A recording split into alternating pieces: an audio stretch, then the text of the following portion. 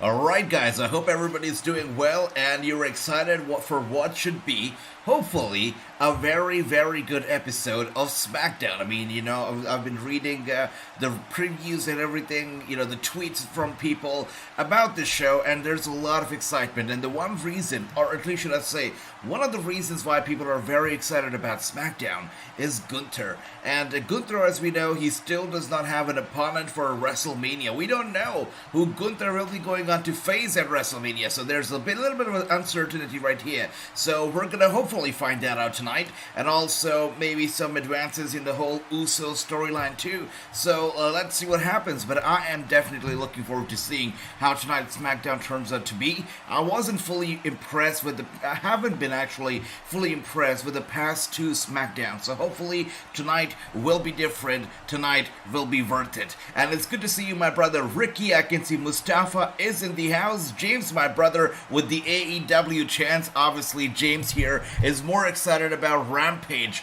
than SmackDown. My brother James, it's good to see you. Ricky says that it's cold and snow and rain. 50 here in LA. It's cold. That's crazy. So we're approaching March and it's still cold over there. It's crazy. Right now I've got a little bit of my cooling on actually over here right now. It's getting a little bit hot. Last night I almost had an allergic reaction to the heat because I'm heat intolerant, so I cannot tolerate heat, even a little bit of it. So yeah, I mean, it's getting hot here. It is getting hot. But Ricky, please take care. I wish that I was there in that weather. I'd have a great time. And DC, it's good to see you. Jonathan, my brother, big up to you as well, my brother. Good to see you. Welcome. Hope you're doing well. And yeah, hopefully tonight is going to be worth our Friday night. They're starting off with a very long and brief recap to the whole Sami Zayn, Roman Reigns, Uso storyline. So, very long recap, I must say. They've already taken up 3 minutes of her time already with the recaps, which I guess makes a statement about the show.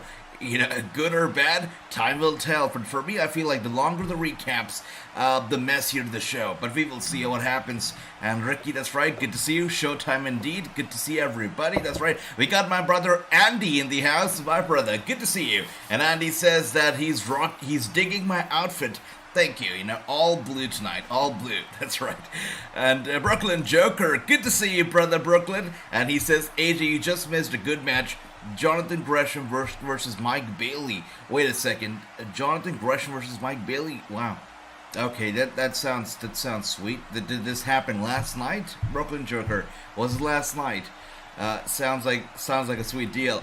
Jonathan says the last two SmackDowns in Raw have been very stale over the last few weeks. I agree. I feel like this Raw was manageable, was not that shabby, I guess, to a certain extent, But SmackDown, the past two SmackDowns that I watched, no, I wouldn't touch it. I would not touch it. It was hot garbage. I mean, SmackDown the past 2 weeks has been stale. No doubt about it. Even the Go Home show was stale. So hopefully tonight, no more of that staleness. But we shall see. And Tony, my brother, is in the house. Good to see you, brother Tony. And wait a second. Kayla Braxton is opening the show. The show's going to be good when Kayla Braxton is the first person we see on TV. All right. And here he comes.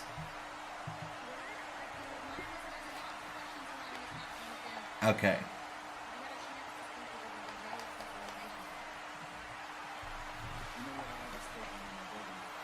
All right, Jimmy.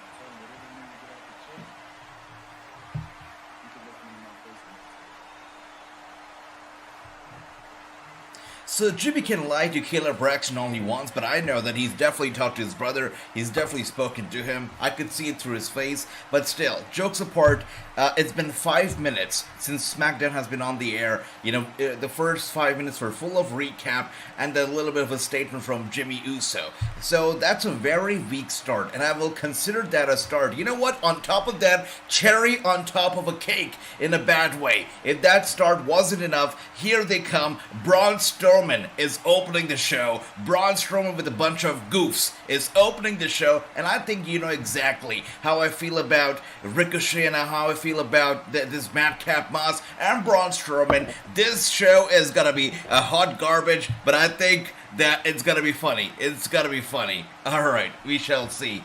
Okay, and True says no surrenders on now. Yes. You know, I haven't been watching Impact lately, right? So, I totally, it slipped my mind. No Surrender is also on. So, you know what? Thank you for that, True. I will also put that on the stream, and we can watch No Surrender as well as, SmackDown. We'll do that. I'll put that on as well. But wow, this show is gonna be hot garbage, that's for sure. First, the opening was quite weak, and then out comes Braun Strowman with 2 comedy acts. I don't get it. That's right. And very long recap. That's right, Jonathan. And the longer the recap, just like I said, the messier the show, and I think it's going to be a mess. Okay, maybe I should take my words back because out comes Imperium, and they should give these guys a nice ass kicking. But we shall see. We got Toads in the house. Good to see you, Toads. Welcome. By the way, I love the fact that Gunther has gone back to the black. He's rocking the black again. He got rid of the red.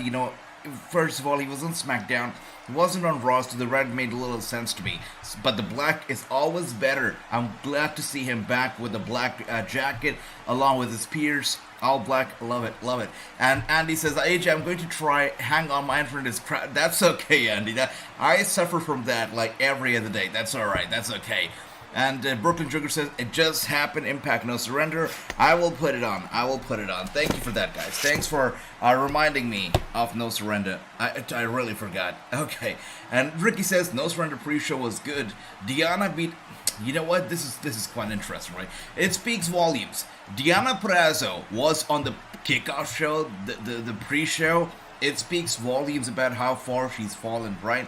I mean, from being the main event, from being the highlight of the show to being on the pre-show. I mean, I haven't been watching lately, but I think that comment right there, Ricky, makes a lot of sound on how Diana is doing now.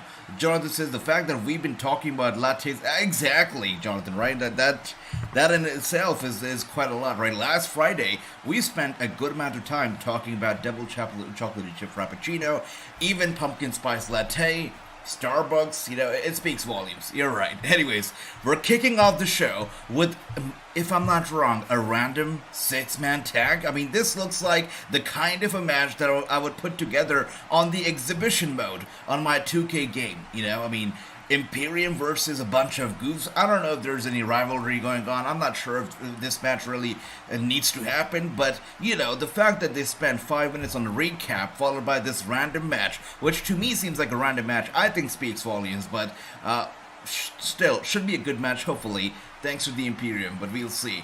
And Tony says Braun Ricochet, that's right. Yep.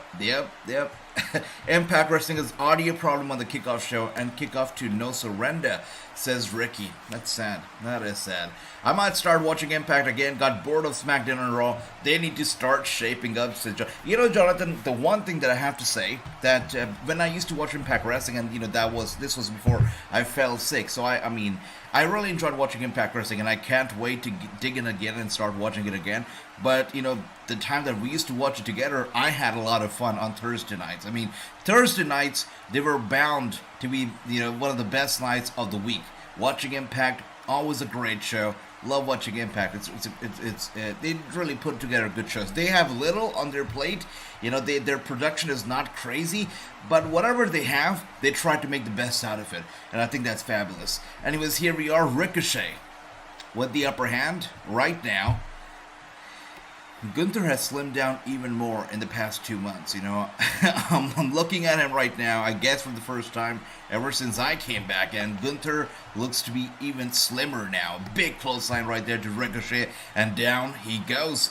And Gary, my brother, good to see you. Welcome. He says, let's just hope tonight's show doesn't have Vince McMahon fingerprints all over it. I don't know, because, apparently there's been a lot of Vince McMahon fingerprints over a lot of stuff these days, so... could be. It could have some Vince McMahon fingerprints again, just by the way, of the start of the show, the way it started off, how it's been so stale so far. I wouldn't be surprised if Vince McMahon actually put his touch in the show, really. not a good job so far. And true, yes, that's right. So Impact No Surrender. Let's get it on, brother. Let's see what else do we have. Totally says Samantha Irvin is my favorite ring announcer. I believe that there was somewhat of a storyline going on with Ricochet, Samantha Irvin, Shanky. I thought that was going to lead into a match, or at least something for Shanky and Ricochet to fight over, but led to nothing, so that was sad. Anyways, here we are, Ricochet right now, spinning around, rolling around the ring, nice counters, but of course, down he goes. How far are you going to come, with those little, oh my gosh, a big chop right there, a big slap in the face right there. And Braun Strowman is angry. He is angry. Look at him. Yep. And Ricochet is still paying the price. Gunther gets there, grabs Ricochet, lifts him off his feet, and throws him back first into the apron. Gunther still with the upper hand. Going Imperium, says James. James, that's a smart pick, brother. I mean, Imperium is the pick to be. They're going to win. Definitely going to win. Anyways, let's see what else do we have here. Toad says, AJ, you're behind chat. Sorry, Toads, I'm catching up, brother. First match on No Surrender is going to be a good one, says Ricky. Alright, we'll take a look. The Monster Ball match with Crazy Steve and True Miguel. I was hoping Crazy Steve was going to be the X Division champion. Well, Crazy Steve is a character. I've had some real life interactions with Crazy Steve, and I must tell you, the guy is a character, but also very, very faithful to Impact Wrestling. That's for sure. Once he's back in control of everything, he's only having Hunter be the face for wrestling. Seems like it, right? And you know what they say, you just cannot. It's a phrase, right? I'm not sure if this phrase actually exists, overseas, but it's a very common phrase in India. They say that a dog's tail, will always be, wiggling. It will always be curled. It can never be straight. And I feel like that's the same with Vince McMahon. He will never be able to, be moved away from the WWE. He's always going to be there. He's always going to stick around. He's going nowhere. And that's Vince McMahon. I hope Mickie James retains the belt. Wait, wow. So a lot has changed ever since I've been gone. Mickie James is holding the championships. Ricky, that's surprising. Okay. And thank you for that, Toads. Thank you for that. That's right. James says commercial. That's right. A commercial. The first commercial of the night. So we start off with a 5-minute recap. We go to a random match and a commercial. All of this happens in 13 minutes. So far a very, very weak show. Not great. And thank you once again, Toads. Ricky says, I hope Mickie James is going to go to the Hall of Fame or Impact Wrestling Hall of Fame, or she needs to go to the Hall of Fame anyway, says Ricky. Yep, Mickie James definitely deserves it. But right now, since we're talking about Mickie James, I think we have to also talk about Nick Aldis, right? Because Nick Aldis, as we know, he left NWA not too long ago on bad terms, right? So definitely burned bridges. Doesn't look like he's going to go back to NWA, at least in the near future. But what is the future like for Nick Aldis? Is he going anywhere? Is he in talks with anybody? What is next for Nick? Because he's such a talented guy. I feel like if WWE decides to bring Nick Aldis on, right, it will be the best decision that they'll make. It's going to be very good for their business, because Nick Aldis definitely, he screams personality, charisma. He's a total package. I feel like WWE would be a little bit, stupid to really pass on Nick Aldis. What a package, complete package he is. But let's see. Gary says, I can't believe they brought Braun Strowman back. I know. Yeah, I mean, you talk about Braun Strowman, you talk about, what's that? The A-Team? What do you, the Hit Row, right? The Hit Row. These guys, they just, it doesn't make sense. It makes no sense to me. Braun Strowman's still okay, but why did they even bring back the Hit Row? It makes no sense. Speaking of the Hit Row, we know Authors of Pain apparently are coming back. Apparently, their NXT manager is going to be having talks very soon with Triple H about having them return, so that's that. But it seems like Authors of Pain are gonna be on their way back soon to the WWE, so that's that. It's typical Vince McMahon business, says Andy. You're right. And where's Nick Aldis? Ricky, if I'm not wrong, I feel like Nick Aldis is a free agent at the moment, so that's that. Hard to believe Mickie James' first career was, really? So I heard about this. I heard that she gambled in that business for a certain period of time. But was that her first career? I thought that it was like a little bit of the shady side, but I thought it was like Playboy and some photo shoots But did she do full-on films? That's crazy, James. I had no idea. That is insane. Nick Aldis is working in Canada right now in July. He is scheduled to defend this too hard. Oh, that's nice. So he's doing what he loves. That's nice. That's what matters, I guess. And here we are right now. No Surrender. If you're watching No Surrender at the moment, Connor is actually wrestling.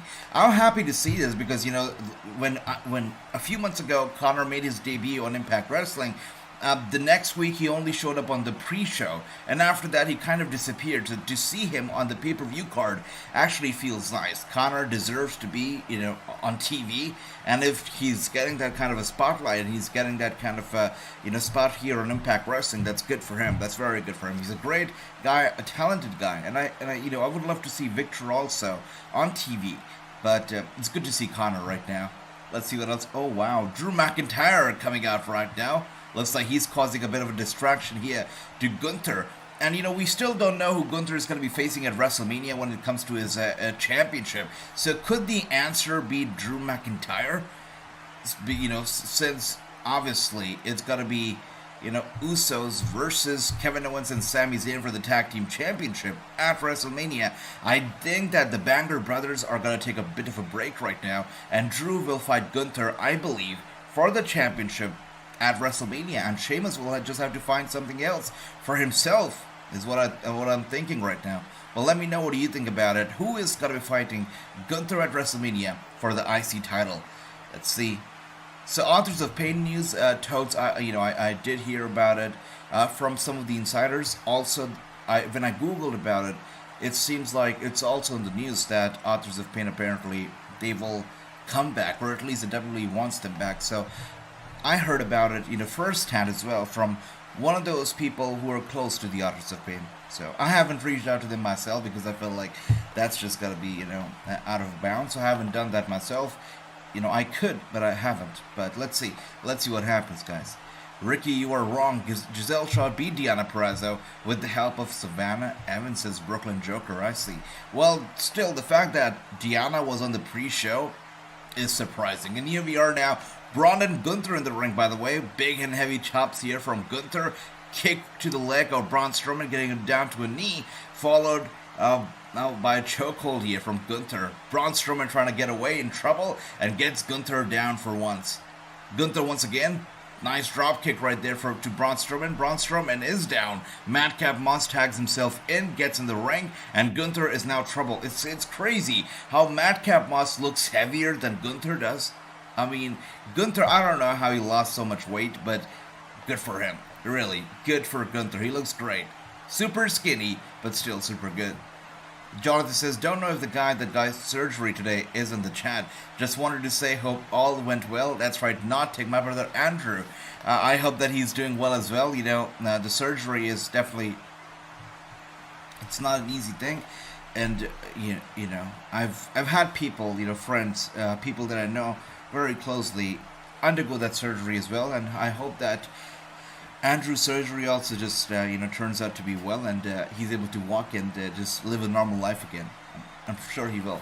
By the way, it seems like Connor just lost the match. Also, if you talk about Impact Wrestling, SmackDown, Gunther just defeated Braun Strowman's team, so that's that. And he stands tall with his championship held high, looking in the eyes of Drew McIntyre. It seems like we've got this match.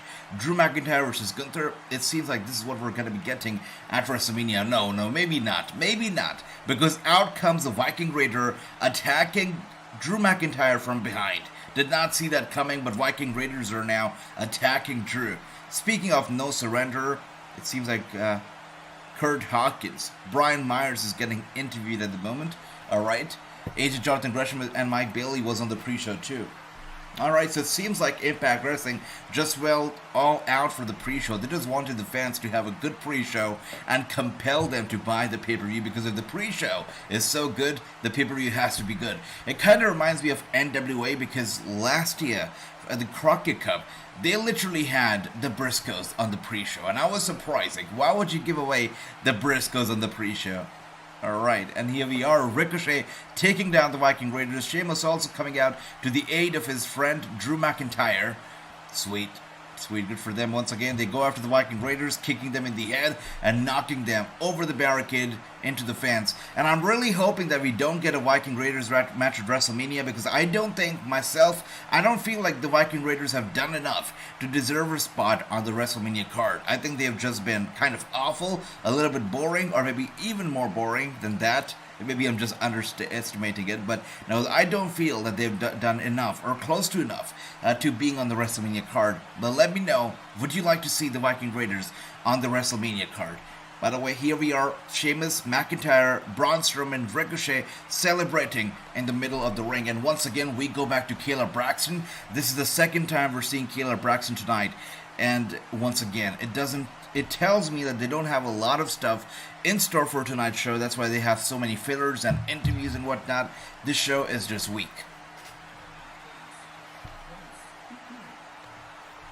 Of course.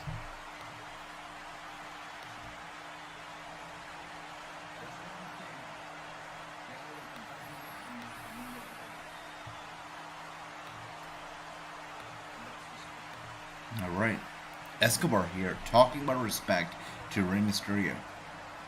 Do you guys remember when these guys actually locked horns with Rey Mysterio's son, Dominic Mysterio? Back when Dominic Mysterio was still a good guy on NXT? That was a very good match. That was a great match. And here we are now, Escobar and Mysterio face to face.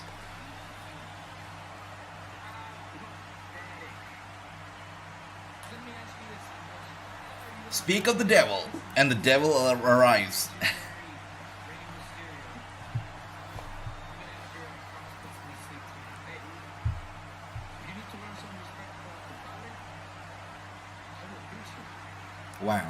Wow. Okay, it seems like we're getting a second match here between Escobar and Mysterio. I mean, Dominic Mysterio. Hopefully we do get it. Hopefully. Oh.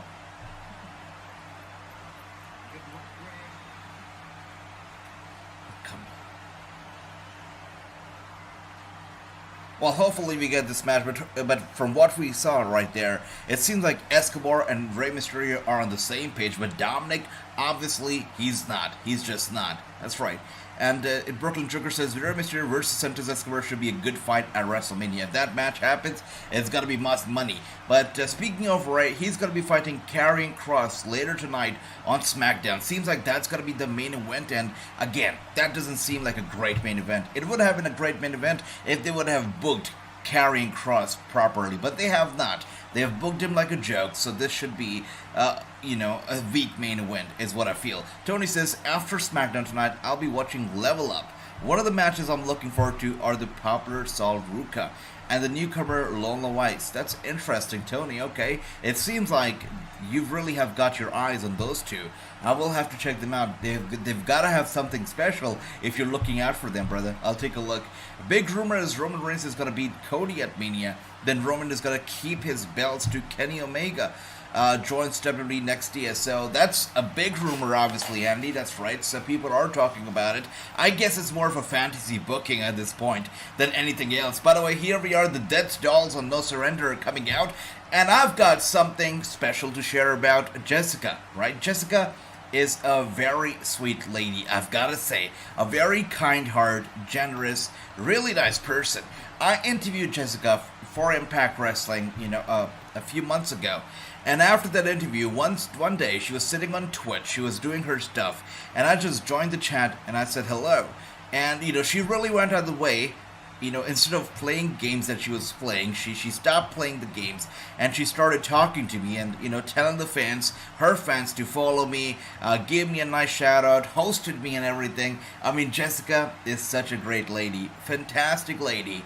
Really amazing. I just wanted to put this out. What a lady. What a class act. Anyways, here we are. Ron DMG, my brother. Good to see you. Welcome.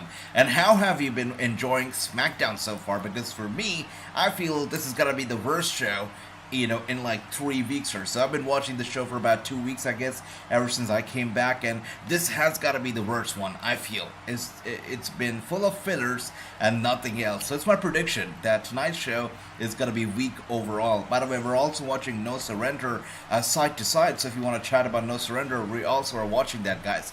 Ricky says, prison made Don better. Yeah, it seems like it, brother. Usually, I guess people change when they go to prison, and Dominic Mysterio, we did see that change. That's right. And Toad, good to see you, brother. Thank you for that. Speaking of Roman Reigns, overall rating is 99. So 99 is invincible. I believe Charlotte Flair got 93, which is also pretty damn good. The Queen and whatnot. Speaking of Alexa Bliss, though, speaking of ratings, Alexa Bliss got an 85, which people are complaining about. How would you give Alexa 85? R-Truth, I think, has got 76 or 78. Again, very, very low. Kind of disrespectful towards R-Truth, but I guess he doesn't care. As long as he's getting paid, he does not care. And Little Paul has done nothing but buried Cross. I feel bad. I really do feel bad. Cross, such a talented guy, a great character. And I feel like Cross, so if you go to his website, right, I think he still has a website up right now. If you Google it, Karrion Kross, you will definitely stumble upon his website. Go to his website and you can read all about his character, the layers to his character, the White Rabbit, Karrion Kross, Killer Kross, all that stuff. You can look at it, right? And I would really recommend for you guys to check it out because there are so many layers to his character. This guy is a creative genius, no doubt about it. And I feel like his ideas are a bit too much for the WWE to actually be able to convey on TV, and that's why they just give up on him, I guess.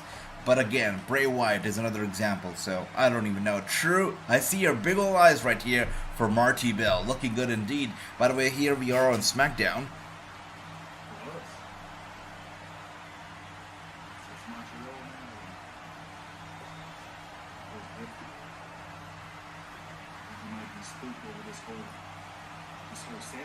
Alright. So it's Jimmy and Solo Sikoa having a little conversation. Why don't you Solo stay back here with me? You. Oh. And your Jerry. Oh, okay. Alright. Tomorrow, and next week? Next week. It's gotta be next week.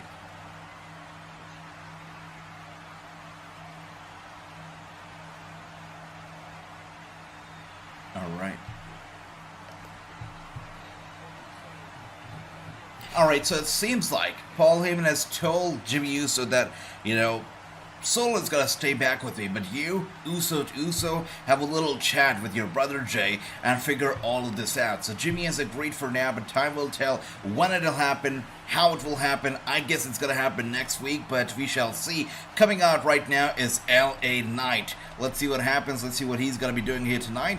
And Chris says 19 days. Oh, has it been? It's only 19. Are you kidding me? Right around the corner, Chris. That's crazy. Good to see you. Welcome. And Becky Lynch's outfit, PK Toad's loving it. Alright, the man has the highest rating in the women's division. So what is it, 90, 94? 95? Good for her, I guess. Roman Reigns is 99 overall in 2K23. Invincible, I see. Invincible. And LA Knight here grabs the microphone. Let's see what he has to say. And I see your big ol' eyes right here, Brooklyn Joker for Taya. Indeed. Indeed, looking good. Brandy needs to cancel Paul Heyman's open mic night. Alright, I agree.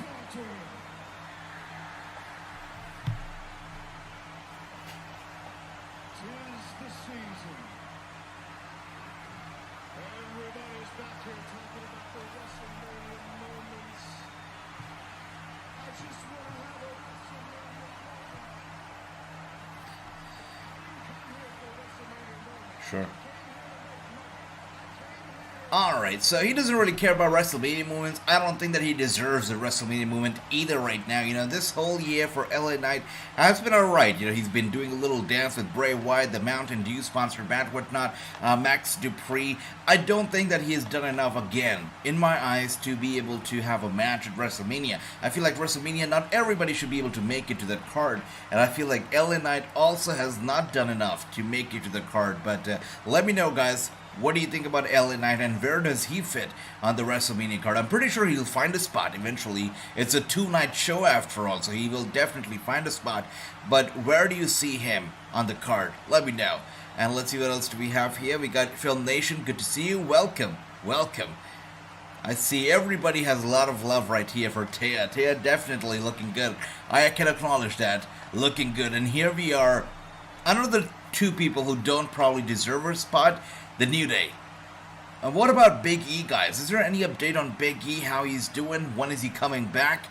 Xavier Woods and Kofi looking more than happy as they walk out here tonight. That's right. Love that, Toads. Love that. AJ John Hennig is back on MLW. Good for him. That's right.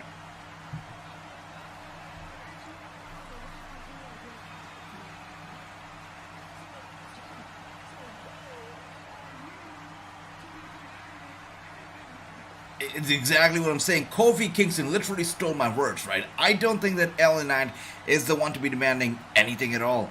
Exactly what Kofi said. He just doesn't deserve any kind of a spot at the moment.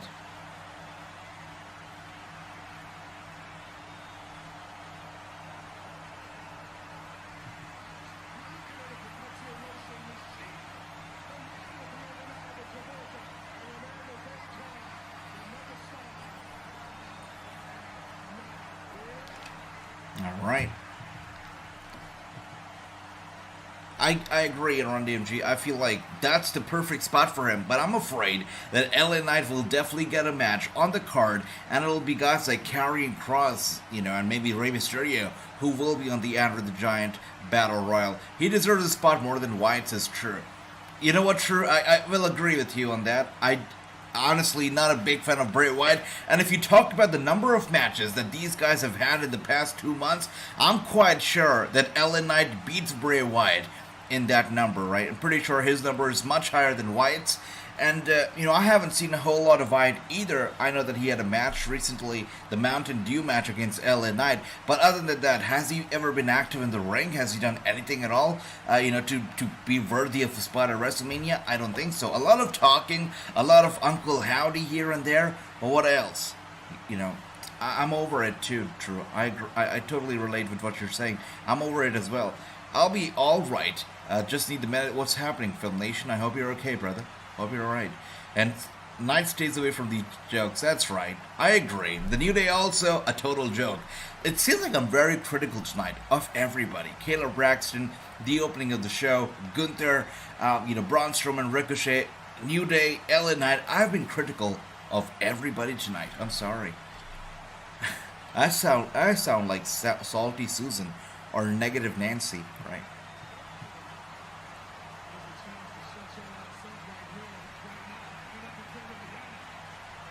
Again, everything seems very random to me tonight, right? It makes little sense. The first match, it made no sense. I did not know why did it make sense creatively to have these 6 people competing in the ring at the same time.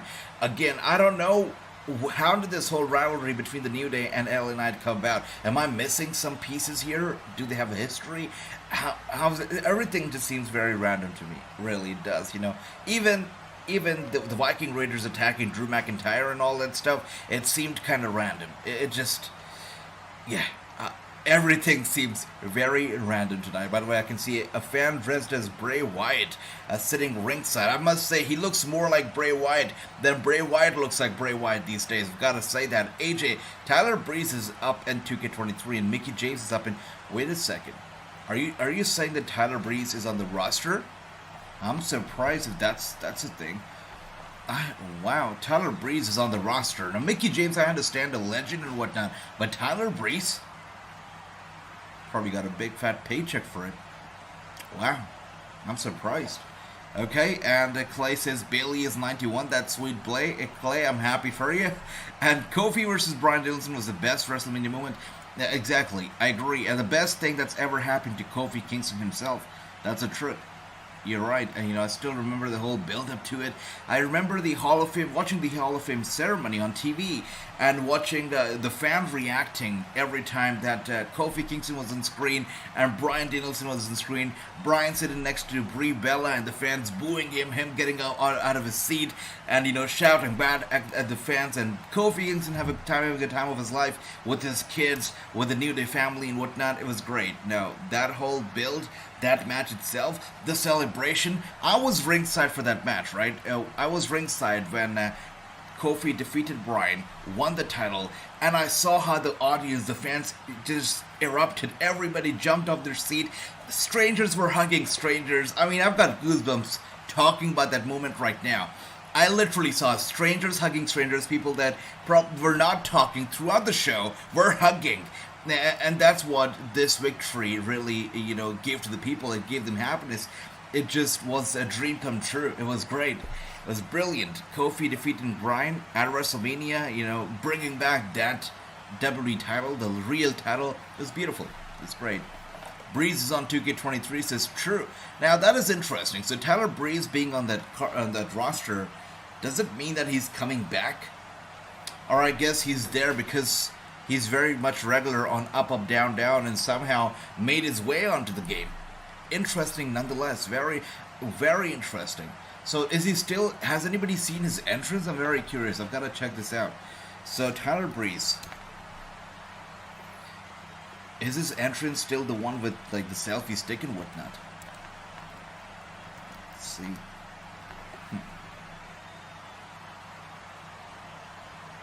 Oh, I see. They did a ratings reveal thing on Up, Up, Down, Down. No wonder. Okay. Quite interesting, though. Alright, with that being said, No Surrender on commercial, as well as SmackDown still on commercial right now. Alright, Gunther versus Sheamus versus McIntyre. That would be fantastic. Just rather than a regular one-on-one, this would be a lot better, by the way.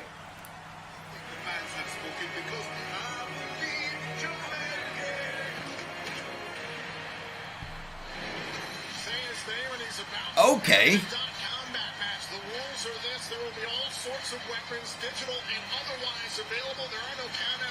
Okay, this is interesting. Alright, Impact Wrestling has got to be the place to be now. We all have to watch this one because, we've got a big match coming out on Impact Wrestling. We got Joe Hendry. We all believe in Joe Hendry. He's going to be fighting Moose, one of my favorite Impact Wrestling stars, and they're going to be fighting over Joe Hendry's Digital Media Championship.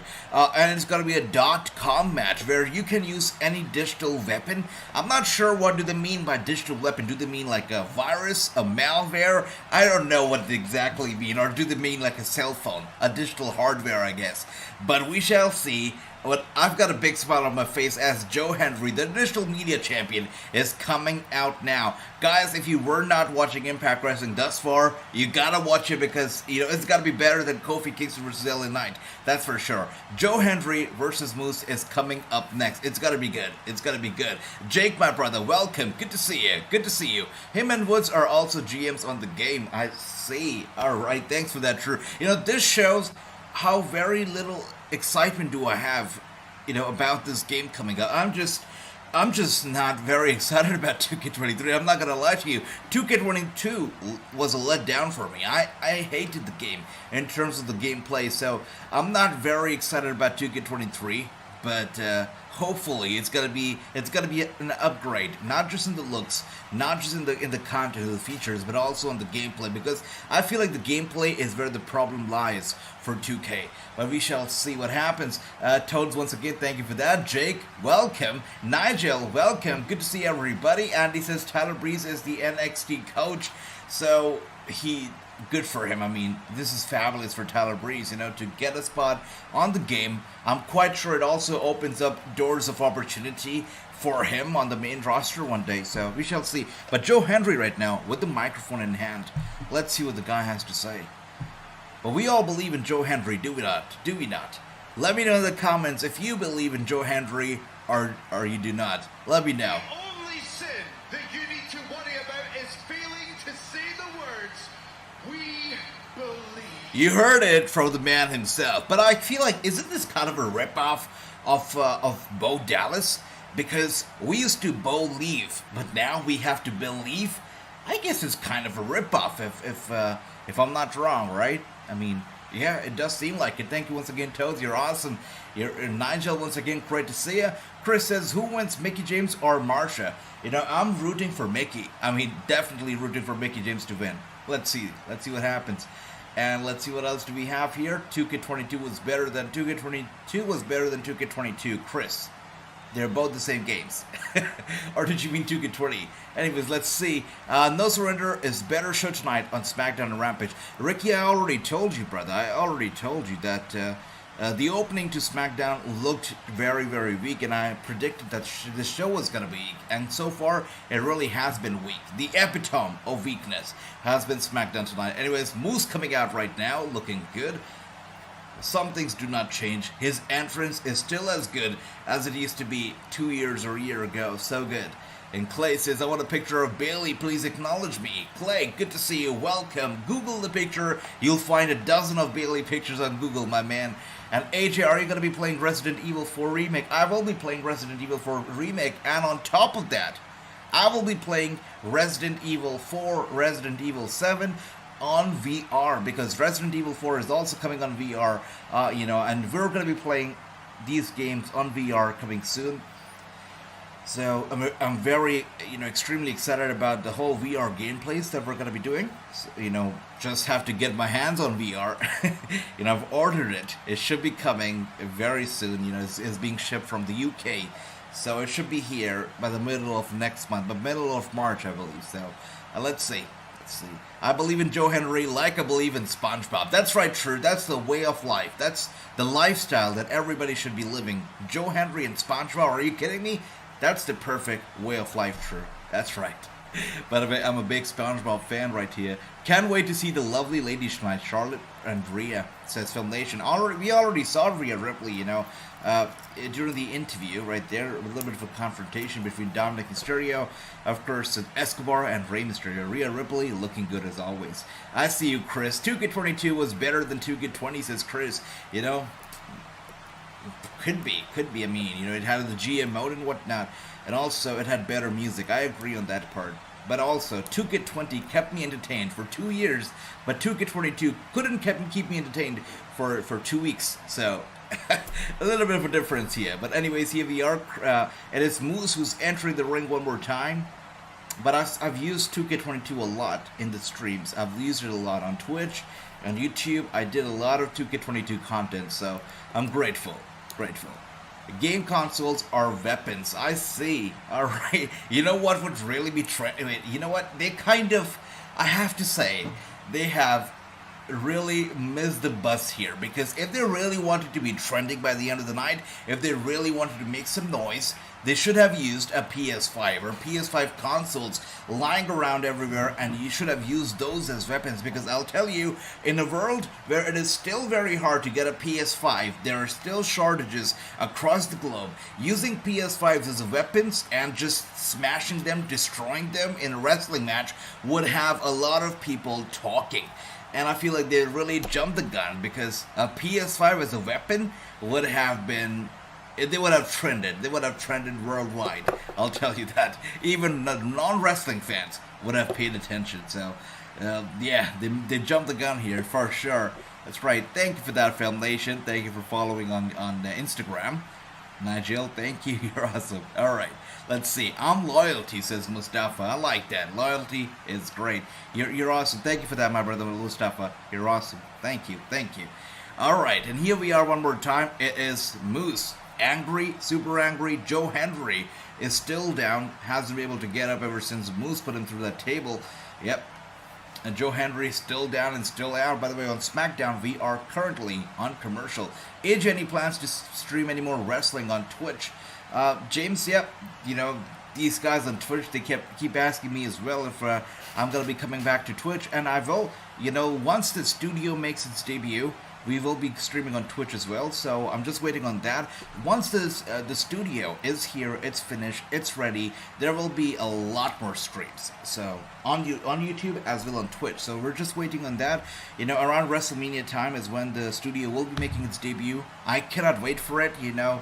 It's a state of art, guys. I'm not even exaggerating right now, you know. I never do that, you know it. But the studio is the state of art. Cannot wait for you all to check it out. It's beautiful. I'm in love with it. And still not ready. It's still, you know, in the final stages, but I'm already in love.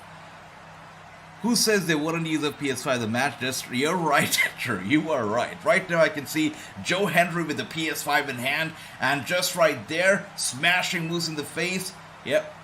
One more time. The PS5 has gotta be hurting. Alright. Anyone like Sekiro Shadows Die Twice? Is that an anime, Mustafa?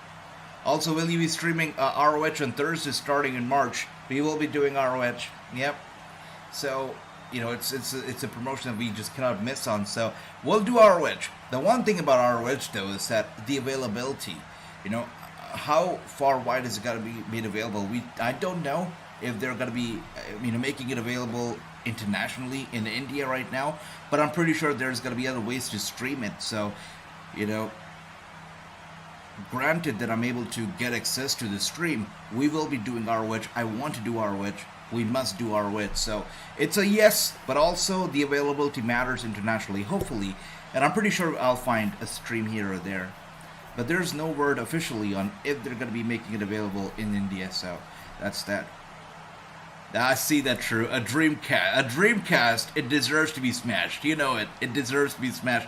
But, you know, Impact Wrestling, I've got to give them props. They're very innovative with these kind of matches, right? You don't see weapons like these in the WWE. I don't think that they would use weapons like these because that would be like free promotion to these products. And I don't think WWE would ever like to do free promotions. They would never. So they are Impact Wrestling, they're quite innovative, and I respect them for that. I think that there was a time when we saw these guys using a bunch of cell phones and whatnot as well, so that's quite innovative. I really like that idea. Really, the whole concept is great. And here we are. It seems like there's an Amazon package under the ring. Joe Hendry has just pulled it out. He's unboxing it. We're getting an unbox right here while we're getting a wrestling match. Isn't that great? What a concept. This is the greatest unbox ever. And there we are. Wow. You know what? I wouldn't be surprised if a PS5 actually comes out the ring. The way that this match is going, a PS1, a Dreamcast, whatnot, there could be a PS5 somewhere in the ring right here. But Joe Hendry not holding back. Oh my gosh. That's, you know, I used to have a bunch of these cars as a kid. The remote-controlled cars that were a piece of trash. That used to, you know, break down in like a month or even less. Oh god, I wonder how did these guys even collect all this garbage. That's great. They probably went to a thrift shop and they bought every single thing that they could buy from the thrift shop. That remote control car is funny. Las Vegas is getting a fun show. You know it, True. You know it, brother. By the way, we're not even talking about SmackDown. SmackDown is weak sauce. If you really want some good wrestling, tune into Impact right now. Impact Wrestling, no surrender. That's where it's going down. It seems like that remote control car did not really do a lot of damage as Moose is able to get Joe Hendry down, going for the cover, and a kick out right here. 2K23 News, AEW Ring of Honor superstar Maria Kanellis-Bennett congratulates NXT Women's Champion Roxanne Perez on her 2K23 debut. Good for her. But Maria Kanellis, so Tyler Breeze is in the game. It seems like Mickie James is in the game. Is Maria Kanellis also going to be in the game? You know, I mean, it only makes sense, I guess. I need to get back into Impact Wrestling. It seems like a good show, brother. You know, I haven't been watching Impact myself for the past 2 months, obviously, after I fell sick. But tonight's show has been fire. So I think we need to get back to it. We need to get back to it. I wish Impact Wrestling was more realized as tones. I agree. I wish Maria was in the game too, AJ says Tony. And I feel bad for Maria. Honestly, I feel bad for her because I feel like she's a hard-working lady and she generally is a person who loves wrestling. She really does love wrestling. Unlike her husband, I'm not going to hold it back. I feel like Mike Bennett does not have a lot of love for wrestling anymore. By the way, oh dear Lord. What are those holy crap. Yeah, Joe Hendry is down. I don't know if he believes in himself anymore. Joe Hendry seems like he's in a lot of pain right now. But yeah, I feel bad for Maria. I feel bad for her. It seems like she's like that kind of a person who works hard but doesn't work smart, or things just do not work out for her, because even after putting in all this work over the years, I don't think that she's able to find the success that she really desires or really deserves. So I feel bad for her sometimes, you know, like 2K23, I think that she deserves a spot. But of course, no. You know, she joins ROH, and ROH, you know, it just goes bankrupt, and, you know, they have to cancel ROH for some time. By the way, Moose goes flat down right there on a bunch of those pieces, and the guy is just screaming in agony, screaming in pain. I did, true. I totally did miss it. Yep. Holy crap. Wait a second. So the Bully Ray stuff. So Impact, I know that. So here's the thing, true. When I felt sick, Bully Ray just showed up on Impact Wrestling, right? So he had just shown up, and I feel like I had watched 2 weeks of Bully Ray on Impact, and then, you know, I felt sick, and of course we couldn't do the watch-along. So I just saw like the first 2 weeks of him, and that's all seemed pretty cool. So what happened with Bully Ray? What happened with that? That's right. Wait a second. A gaming chair? Oh, a gaming chair. Oh dear. I don't know if you guys have watched that show, Doraemon. There's an anime called Doraemon, and you know, he can draw anything in the world that he wants to from his closet. I mean, the Doraemon's closet is literally, or his pocket is literally, you know, it's limitless. You can draw whatever you want. It seems like the ring right here, you know, it has a lot of stuff similar to Doraemon's pocket, and you can draw whatever the heck you want from under the ring. And there is a gaming chair. How did they even fit all this stuff under the ring right there? That is funny.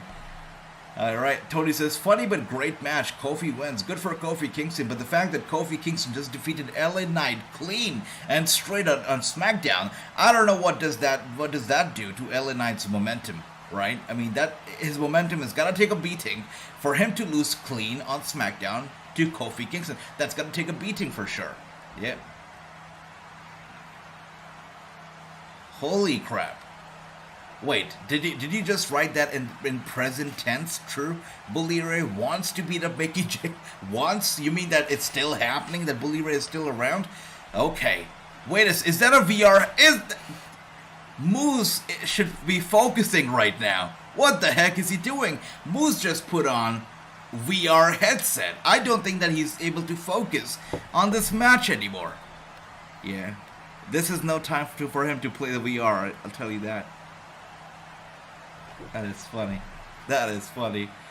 Oh yeah, Santino Marella, I heard that he's on Impact Wrestling now. Yeah, good for him. And I see Film Nation with some love here for Rhea Ripley and Charlotte Flair. That's sweet. That is sweet. And again, this match is very innovative. Anybody who's not watching the Digital Media Championship must be watching it right now, because this match is innovative, to say the least. Very cool. And again, as soon as Moose put on his VR headset, my stream decided to give up, so that's great. Let me know, guys, what's happening with the VR and Moose right now, because I was just starting to have fun here. Alright, let's see. Yeah, my stream, Impact Wrestling stream, is giving me a little bit of a hard time. Until then, I guess we're going to turn our attention back to SmackDown. Since this is a SmackDown watch-along, let's talk a little bit about SmackDown too. Holy crap, Impact just came on, and Moose was going to go for a spear, but here he is, a roll-up cover, and a kick out here. Good stuff, Joe Hendry. The match continues. Joe Hendry still not giving up. By the way, we're going to be getting a face-to-face between Rhea Ripley and Charlotte Flair after yet another commercial break. And did I not say that any show that starts on such a weak note with 5 minutes of recap and an interview, it's got to be a bad show. And tonight's show, it definitely is bad. It's been just awful. Alright, with that being said, still no surrender. You know, the match is still going on. Holy crap. Holy crap. Okay. Out of nowhere, Joe Hendry with the victory, and still the digital media champion, Joe Hendry. He believed in himself, did he not? Wow. What a match. Not the craziest of matches, if you talk about the in-ring skills, if you talk about the show of display of skills, I don't think it was the greatest match in that term, but still, very innovative. All the weapons that were used were fresh. It felt brand new. It felt great. So good for these guys. Big match, big victory for Joe Hendry. And here she is, Mickie James, dressed in all pink and blue. Good for her. She's rocking the pinky. That's nice. Alright. And Film Nation says, let's go. That's right. Well, Cody finished the story. I don't think so, Mustafa. Honestly, I feel like Cody is just going to be a stepping stone at WrestleMania. I think Roman Reigns is going to win again because, I feel like Cody Rhodes, everything just seems too perfect for him right now. It's like a dream come true, right? His father's dream, his father's legacy. He comes back. It's a great story. The fans are behind him. He talks about his father. The fans are behind him. He wins the Royal Rumbles. It's great. Everything is working out beautifully for him.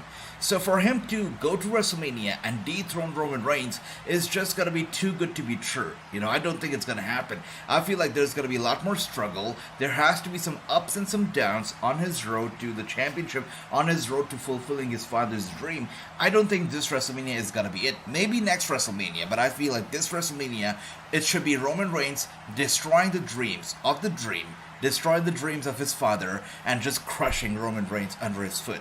I think that's what should be happening at this WrestleMania. I think that's how this WrestleMania should come to a closure. I know, it sounds very heelish, but I think that's what should be happening.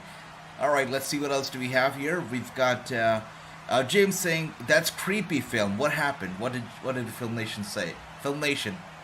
Oh, I see the comment. Alright. Do we have Andrew in the house? Wait a second, we got Andy. Oh wait, Andrew is here. Andrew, good to see you, brother. How are you feeling? We were just talking about you. Jonathan also just brought you up. How are you feeling after the surgery? Are you able to walk? Did the doctors walk you around? I hope you're doing well, brother. Good to see you. And Andy here says, LA Knight is better than this, only to be a joke. I agree. Without a doubt, Andy. Totally agree with you. I mean, for LA Knight to lose to Kofi Kingston fair and square on SmackDown, definitely it brings his momentum down, right? A lot.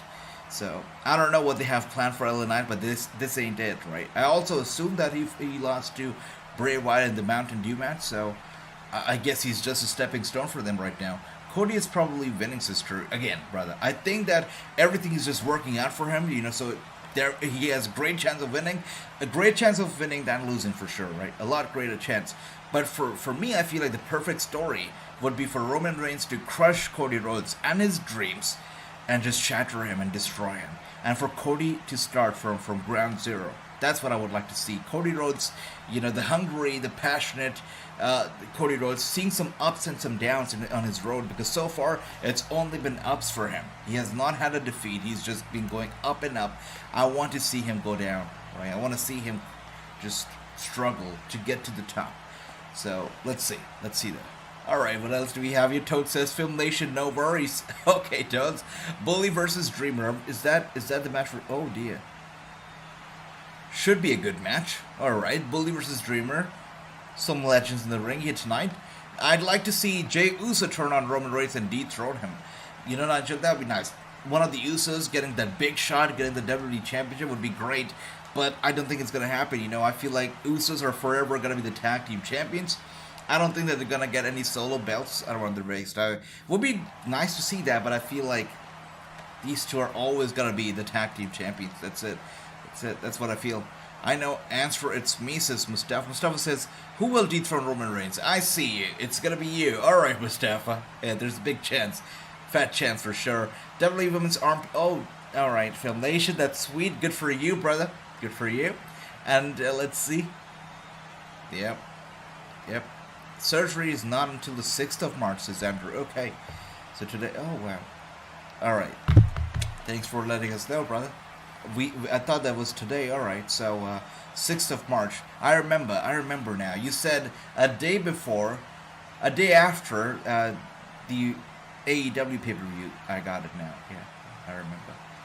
You said Revolution was happening a day before. I remember. Alright, the 6th of March. We're all praying for you, brother. And I'm pretty sure you're going to do great. And yeah, we're going to be talking here on the 6th of March, or the 5th of March, and the 7th of March, and we're going to be having a good time.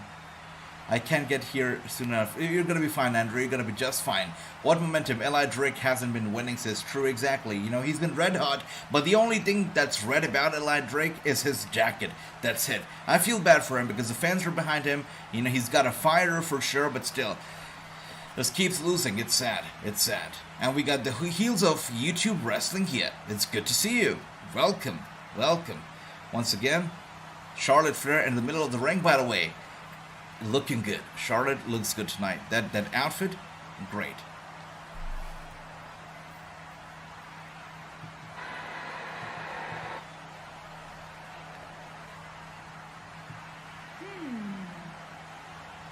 I think I smell hesitation. No? You guys? That's funny. Rhea, are you remembering the last time? Honestly, I've got to say this right. I don't get the boost for Charlotte. I mean, I feel she's fantastic. A generation superstar, I think, is Charlotte Flair. I mean, you just cannot get a quality superstar like Charlotte. I don't think so. By the way, here we are, of course, Rhea Ripley always defending Dominic, and Dominic always looking out for Rhea Ripley. This kid.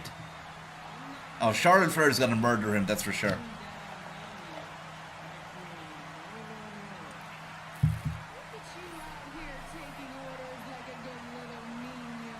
Exactly. Charlotte is gonna kill him.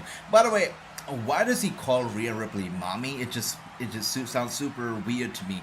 It makes no sense. But is it a thing for people, I mean, to call their girls mommy? It's the first time that I'm hearing it, honestly. So that's something. Rhea is my mommy, says Nigel. Okay, brother, okay. Alright. Mustafa says, well, I'm 25 and I've got no girlfriends or kids. That's fine. I mean, you're still young. You're fine.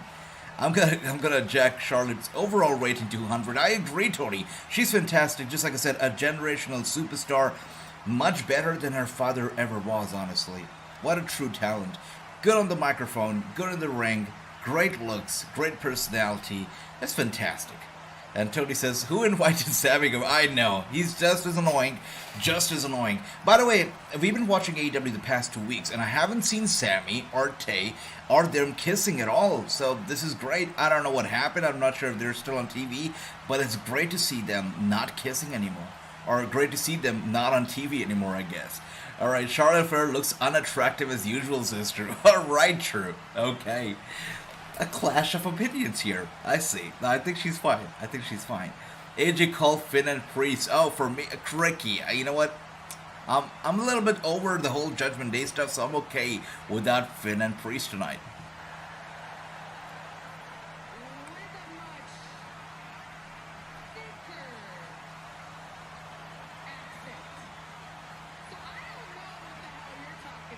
Exactly. That's what I feel whenever I hear Dominic Mysterio talk as well.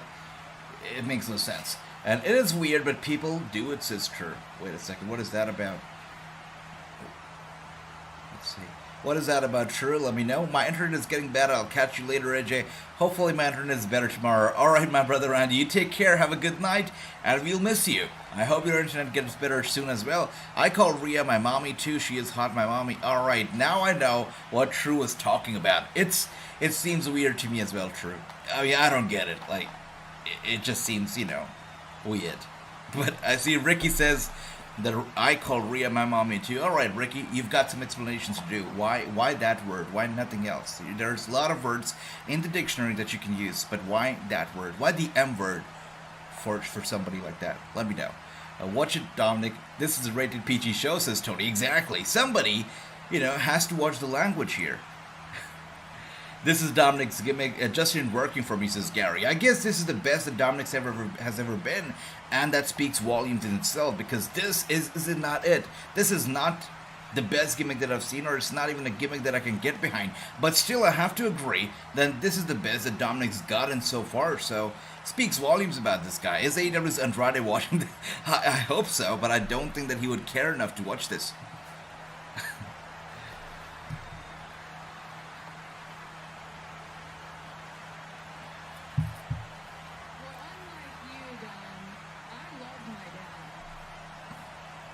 All right.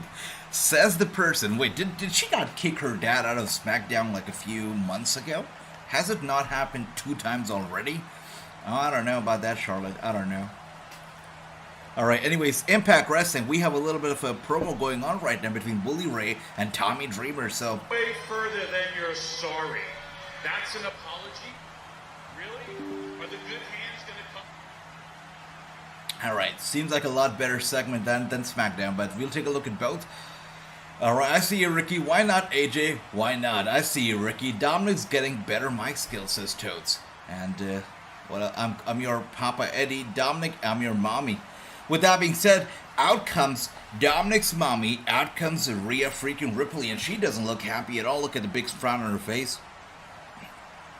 If she really had the balls to confront Charlotte Flair, why did she not come out here herself? Why did she send Dominic out here first? Makes a little sense. Anyways, here we are. Dominic Mysterio helping her with the ropes. Rhea Ripley steps in face to face with Charlotte Flair. Wonder what's going to happen here.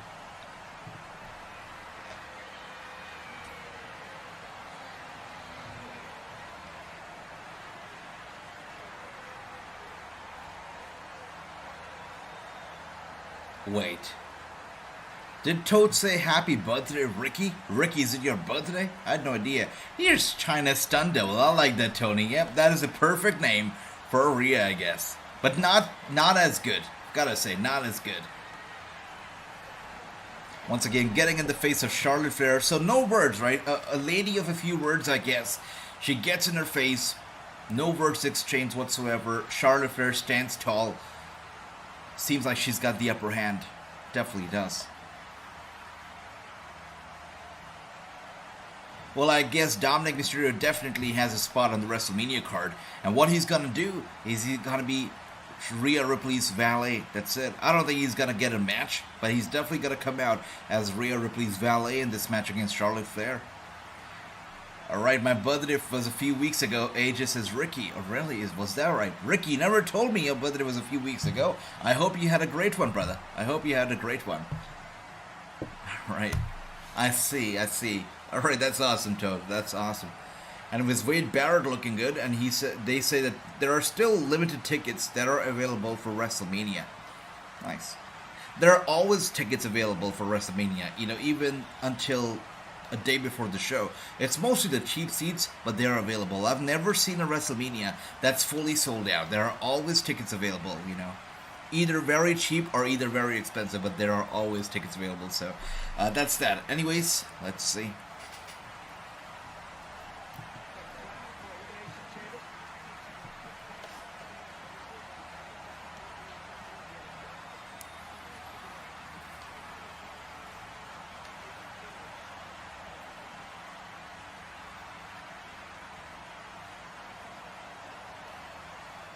Alright. Natalya making her way up now. Let's see what else do we have here. Dominic Mysterio needs to be US champion or the IC champion. Mustafa, maybe. But right now, I feel like both the US title and the IC title in very good hands. Talk about Gunther being the IC champion. He's doing great. Like, the IC title is more relevant than ever. It's so relevant that it did not even need a chamber match, I guess. It's so relevant, and Gunther has really done justice to the championship, which is great. Talking about the US title, it seems like we're going to get a very good match between John Cena and Austin Theory for the US title at WrestleMania. So I feel like even though Dominic definitely needs one of those titles for himself, to elevate his standards and his status on the roster, but that can wait, because right now, whatever, picture the US or the IC titles are in right now, they're fantastic. So let's go with it, and hopefully in a few months, I guess Dominic can have either one of those two titles, I guess. But let's see. I think WrestleMania sold out soon, says Toads. Ricky, you going to WrestleMania? I know Ricky lives in the area. Ricky, are you going to WrestleMania? Anybody here, anyone going to WrestleMania, watching it in person this year? Let me know. And thank you for that once again, Toads. I was supposed to, but because of the pandemic, they had a backlog of files in the embassy, the U.S. embassy. So I had a visa to the U.S. Obviously, which was about a 10 years visa, but that expired during the pandemic. So I had filed for renewal But because there was such a big backlog, because the embassies obviously shut down during the pandemic, there was a big backlog, and that's why the file was delayed. And I guess I'm gonna get the visa renewed shortly after Mania. That is why I'm not gonna be in the U.S. for Mania this year, but next year, fingers crossed. Hopefully, we're gonna be there. All right. A terrible segment, says Film Nation. Okay, AJ, see you later. All right, my brother, take care. Have a good night. You sleep well. That's right. Okay, with that being said, still on commercial and Impact Wrestling. Obviously, the stream was giving me a hard time, but let me try this again. All right, take care, Film Nation. Once again, let me know, guys. Have you been enjoying SmackDown? Have you been enjoying Impact Wrestling tonight? What show is better? Are you watching Impact Wrestling at all? Let me know. Nick Khan included, says Tony. Oh, Nick Khan, brother. That's right.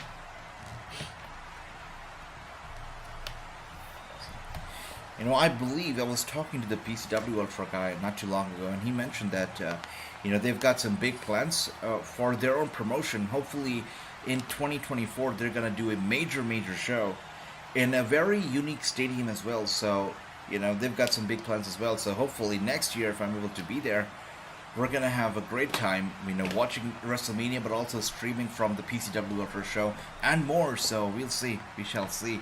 All right, Toads, you take care. Also, this year, I mean, in March, you know, Progress was calling me to the UK for some of the stuff, right? And I had gotten an offer to go to the UK to do some of the stuff from the UK for Progress and a few other independent promotions, a couple other indie promotions there. But because of the studio that's being made right now, I feel like March would not be the most ideal time for me to travel because we're in the final stages of the studio. So once that is done, and once we are able to start streaming regularly from the studio, then we're going to be making a few trips this year itself, hopefully, and we'll be covering some of the international independent venues. So yeah, more on that later this year, but for now, my focus is on the studio, which, you know, once again, I've got to say, super excited about it. Cannot wait for it. Hopefully it's gonna be good. Alright. But again, right now, SmackDown, we're on commercial, and Impact Wrestling, no surrender. I'm just trying to get it on. The stream just, you know, froze for me for a second, but I'm just trying to get it on. Let's see. Toads, thank you so much. Andrew says it's gonna be damn good. Thank you for that, brother Andrew. Thank you for that. Oh, wow. And there we are. The stream just came back on. It seems like Bully Ray just knocked poor Dreamer out. Tommy Dreamer is down and he's out. And Bully Ray seems like a very angry man, screaming at him on the microphone. 1 second.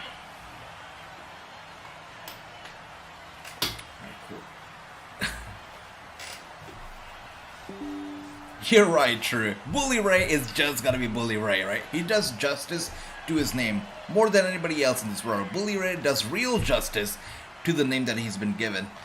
Studio gotta be poppin', says Run DMG. Brother Run DMG, you know me. You guys, all of you know me, right? I mean, you've seen all my green screens. You've seen all the stuff that I do over the years. And I have designed the studio myself. So you know it's got to be a state of an art, right? Absolutely. It's got the most beautiful equipment, I feel. It's got, even the walls of the studio are special. So I cannot wait for it. I cannot wait for you all to check it out, to review it. But yeah. I'm still getting items, you know, shipped over from the UK and the US for the studio because a lot of stuff is not available here. If you talk about the replica titles and stuff like that, it's not available here. So I'm still getting stuff shipped over, so, you know, that's why it's taking a bit. But, you know, Wrestlemania is the target. That's when we should be streaming from there. And that's right, Gary. Everybody knows that the Bully Ray is a real bully. With that being said, another bully making her way out right now on SmackDown. Shayna Baszler coming out, of course, to Ronda Rousey's music. So did Shayna just get rid of her music, you know, overall? She's just coming out here blasting Ronda Rousey's music. Of course, Ronda Rousey accompanying her to the ring as well. Looking good. Oh, it's a tag team match. Nice. Nice.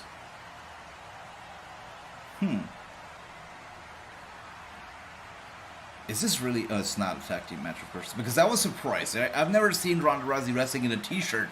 So I was quite intrigued to see that, but no, it's not. Ronda Rousey is not actually competing. She's just accompanying... She's just a valet tonight for Shayna Baszler. But yellow really suits her. I've never seen her in a yellow shirt before. That's pretty cool. And AJ, when's the next video game stream, says Toads. Brother Toads, the video game stream... You know, I really have been wanting to do video game streams, but once again, you know, I've been so busy with the whole designing and stuff for the studio that I barely get time during the day. But hopefully the weekend we're going to do video game streams. Impact New Japan show says true. Once again, you know, my stream is giving me a very hard time, so I'm having a little bit of a hard time keeping up with Impact tonight. That's what happens when you don't order a pay-per-view, I guess, and try to watch it for free. It's really giving me a hard time tonight. Anyways, once again, Natalya in a tough spot, seems like it, trying to get away. Big shot right there to Shayna Baszler, former friend of Natalya, gets her down. Natalya looks like she's got the opener. Shayna Baszler with a kick to the hand, to the injured arm of Natalya, and she's screaming out in pain. A former friend of Shayna Baszler, a former best friend of Ronda Rousey, Natalya right now is just getting beaten up at the moment, and these two have no mercy towards her whatsoever. And speaking of that, we've got Red Swan, who's doing the interview at the moment, and Red Swan is going to be fighting for the World Championship, if I'm not wrong, in the main event tonight. So that should be a good match. That should be a good match. Is NJPW still working with Impact? Seems like they are on good terms, Ricky. That's right. They are definitely on good terms. And a kick right there to the arm of Natalya one more time. She was going to go for a German suplex. Oh my gosh, did not see that coming. But Natalya just hit Shayna Baszler with a German suplex. Shayna Baszler no-sold it, got up real quick. Natalya hit her with a clothesline, gets her down, goes for the cover. Shayna Baszler kicks out at 2. Impressive. That was a sweet little German suplex from Natalya. And she's looking to lock in the sharpshooter. Shayna Baszler gets away. Really getting beaten up right here from Natalya. Surprised to see that. And she rolls out to the ringside. Natalya not letting her have a minute to breathe. Wow. I'm impressed. Natalya is not holding back tonight. Once again, she gets face to face with Ronda Rousey. How the times change, right? Best friends turn into bitter rivals, bitter enemies.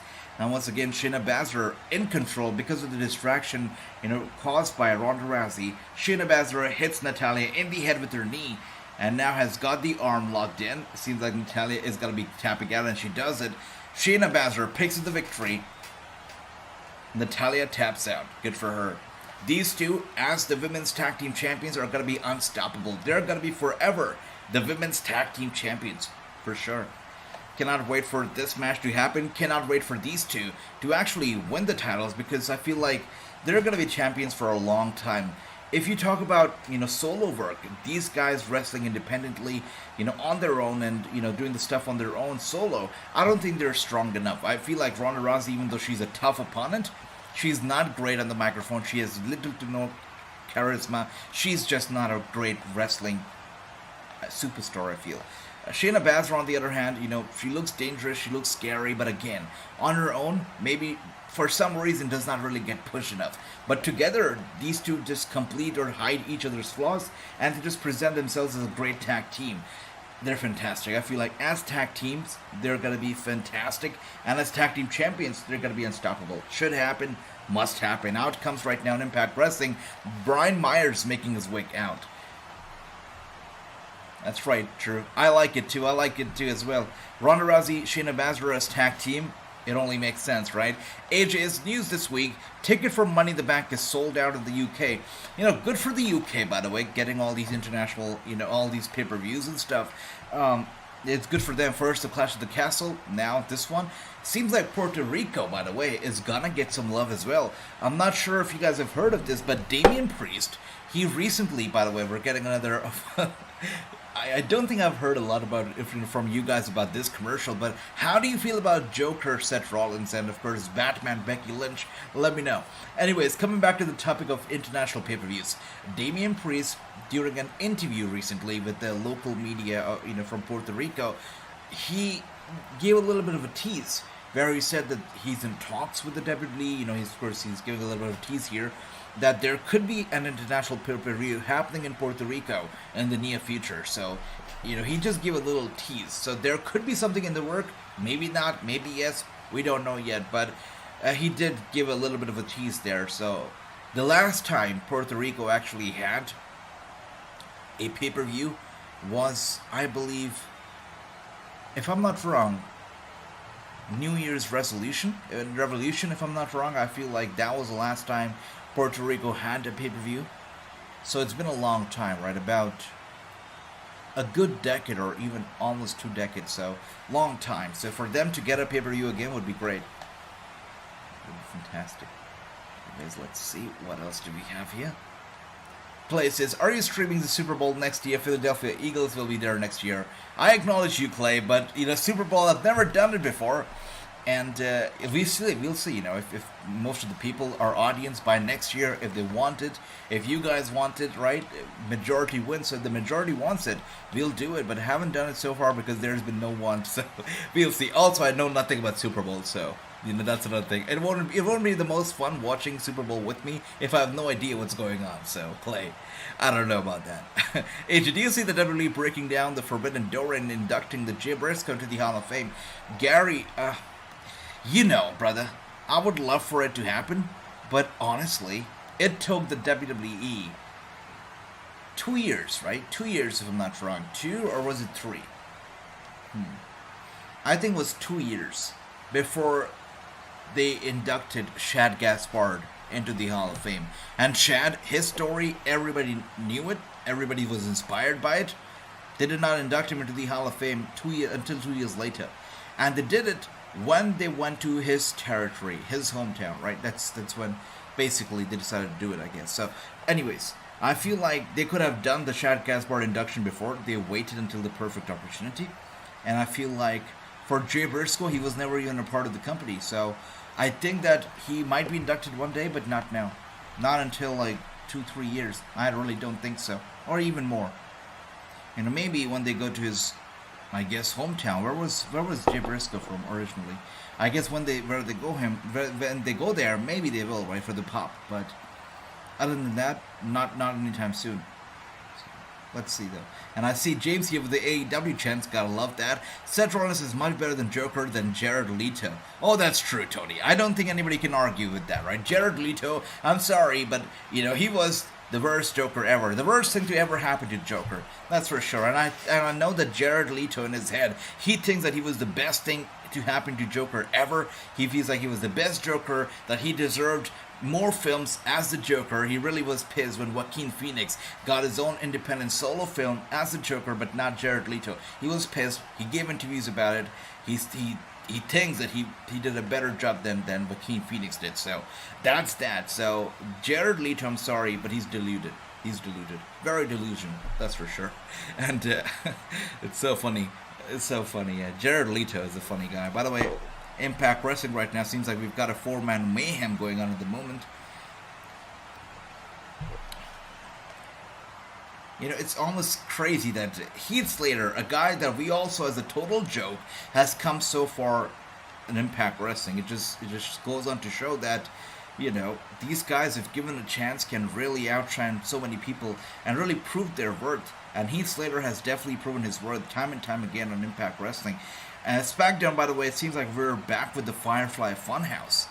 Let's see what Bray Wyatt has in store for us tonight. I know True has to be a big fan of this segment, right, True? Let's see. Oh.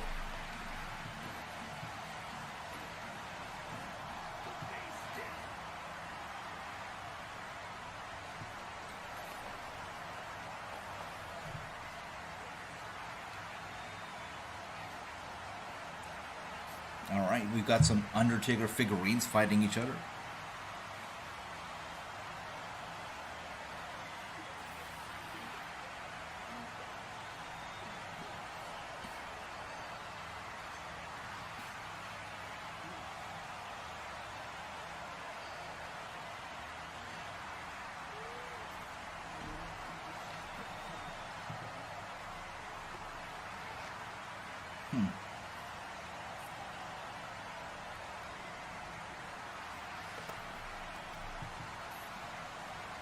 Wow.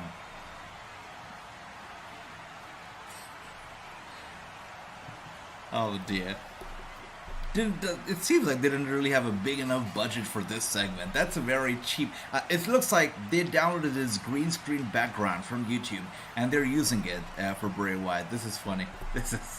And of course the Rambling Rabbit is back as well. This is so stupid. Go away, Bray, says James. Yep, Tony seems happy.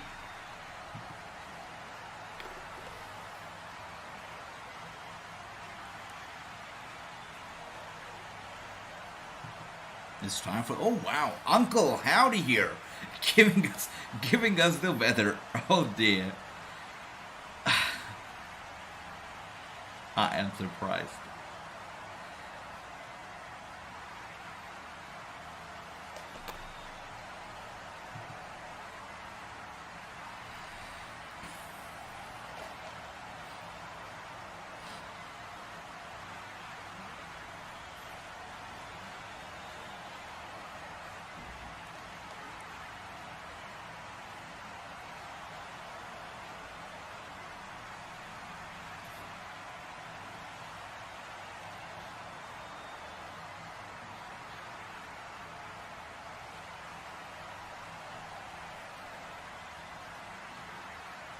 I can't. All right.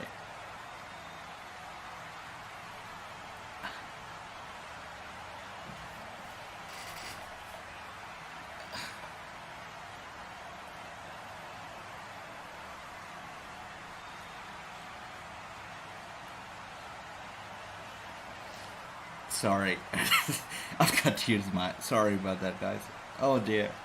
I can't. Ah. You hear that?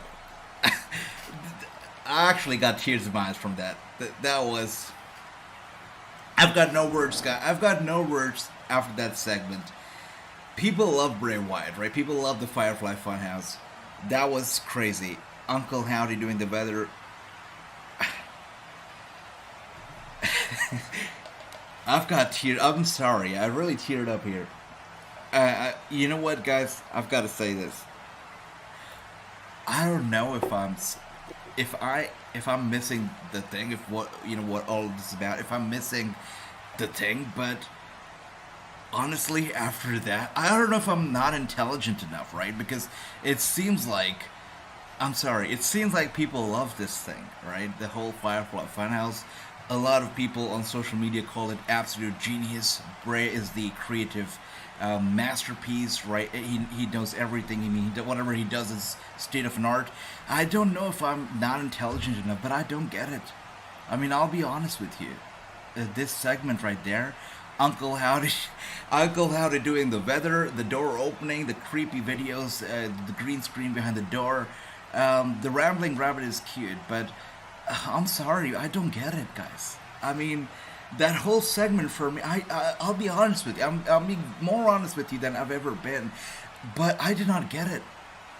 I just did not get it. I mean, wow. I have literally got tears in my eyes because I was like, this is kind of funny to me, but like, I don't know if this is supposed to be funny. But the truth is that I don't get. I'm thinking about all the fans that talk about how this is like genius and whatnot.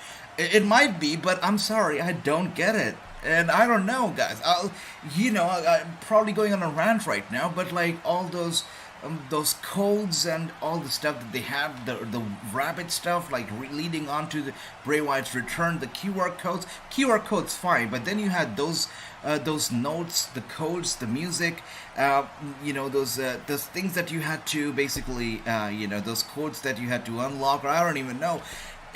I guess it takes too much task from the audience to decode this stuff, and even these segments, I'm sorry, but I don't get it. When I'm watching a show, for me, I want to see some simple entertainment, guys. I don't want, to be mind-fucked. I'm sorry, but I feel so, like, mind-fucked tonight, after watching that.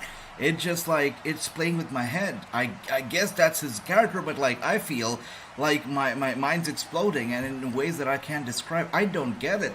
Like, that's it. That's what I'm gonna say after that segment. I don't get it. That's it. I guess I should stop thinking about Bray, but like his character, Uncle Howdy, much respect to him, but I don't get it. That's what I'm gonna say about Bray Wyatt, Mister. I don't get it. That's it. All right. Anyways, let's see what you guys have to say here. Can you get a secret? I think is near stupid, says Gary. I agree. Bray don't want to wrestle. Says that's what I think. Like I want to see Bray Wyatt wrestling. I want to see him fighting. I saw 2 action figures of the Undertaker fighting, and I could not join that piece of puzzle with Uncle Howdy doing the weather or whatnot. It just seems like random nonsense compiled together and made into a Firefly Fun House. I don't get it, guys. That's it. That's what I've got to say about that. I just don't understand why were the 2 figurines of the Undertaker fighting. I don't know. True says that what was that garbage? Exactly true, my brother. You get it? You get it? Yeah. I felt like I watched horror train. It was a train wreck, my brother. Toads. It was a train wreck. That is it. Yeah. And I don't see the excitement around Bray Wyatt so boring, says James. I agree.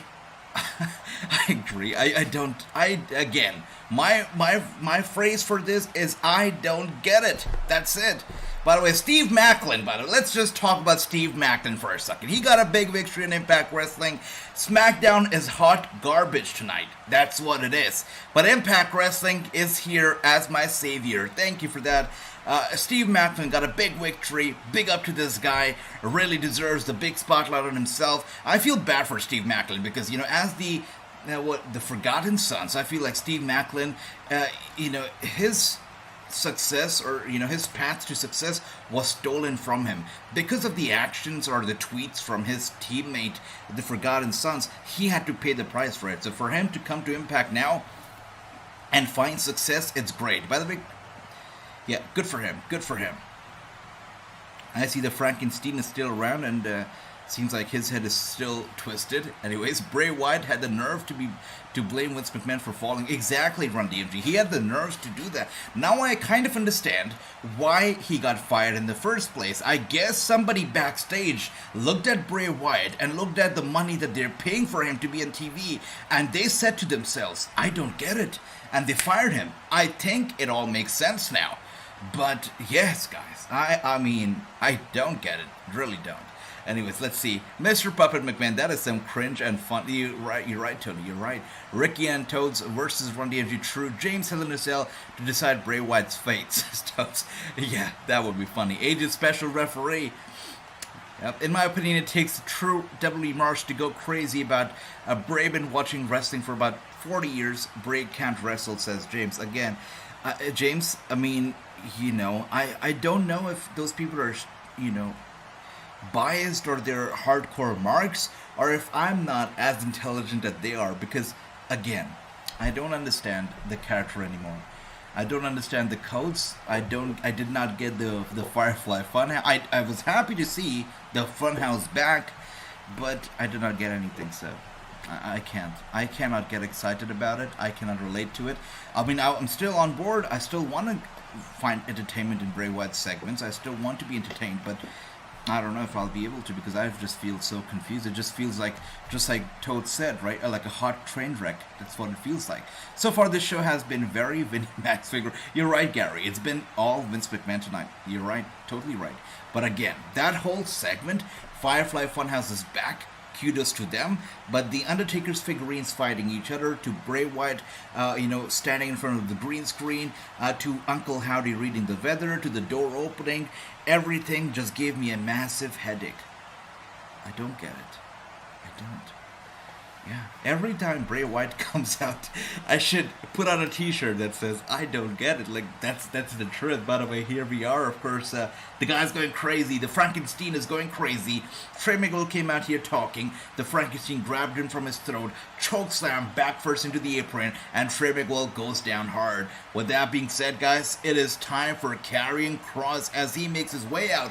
And must I say, thank you to Impact Wrestling for really protecting me tonight, because the show is almost over. SmackDown is almost over, and we can all rejoice. We can all be happy because SmackDown is almost over.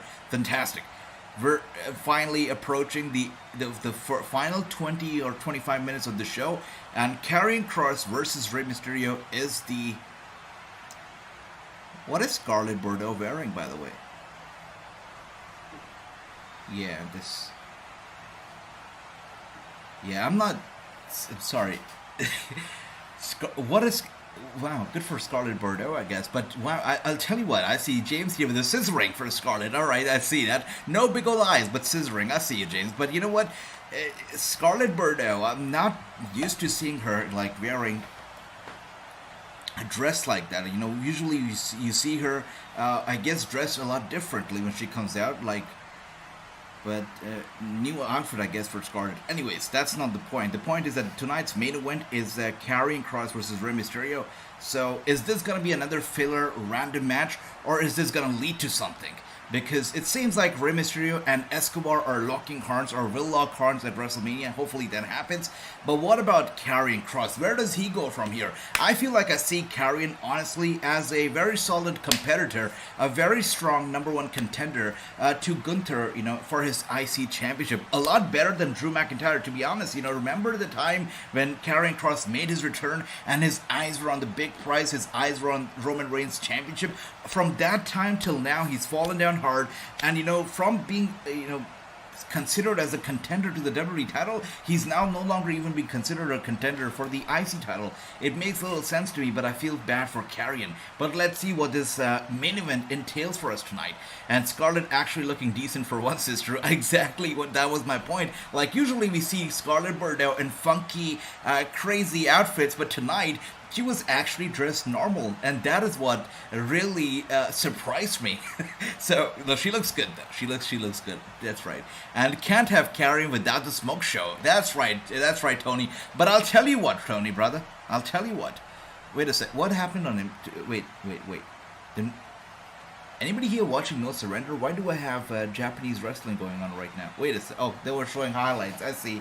They were showing highlights. I see that. We got the Time Machine coming out now. By the way, going back to the Smoke Show. The Smoke Show really has evolved over the years, right? From being on Impact Wrestling and doing the stuff on Impact, all the way coming down to WWE and doing her stuff. She has come a long way as well, so good for her. By the way,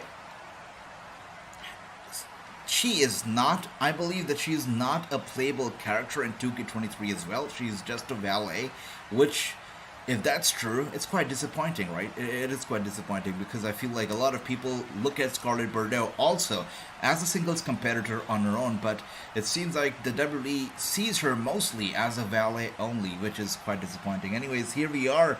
The Time Machine, Kushida coming out, and True says Rey and Kross have been feud. I see, True. Thanks for that, brother. Thank you for that. Kross needs a win, says Ron DMG. Yeah, truer words have never been said, brother. That's right. He does need a victory very badly. Scarlett has been covering up more since falling out of top while wrestling her match. Did that happened? Oh, that's sad to hear. All right. There's a lucha plot between Rey, Kross, and Escobar. Wow, thanks for that, brother. Thank you for that recap. Sable level wrestler, that's right. No doubt about it. Oh, anyways, coming out here, the Bullet Club. Love it, love it. You know, that's what I say. Impact Wrestling doesn't have a lot on their plate, but whatever they have, they make the best out of it, right? They try to feature as many of their superstars that they can on the card, and everybody gets decent exposure on Impact Wrestling. So, I really admire them for the way that they run their shows. Very cool, very cool. That's right. Tony says Scarlett needs to be playable in 2K23. Tony, yeah, that's right. By the way, anybody here buying that game 2K23? Anybody? Let me know if you are. Let me know. You know, I've got two games that I've got my eyes on. Of course, 2K23, you know, for reasons that you guys are very well aware of. I run a wrestling channel, so obviously. But on top of that, I've got my eyes on Resident Evil 4. I've been a fan of Resident Evil since I was a little kid.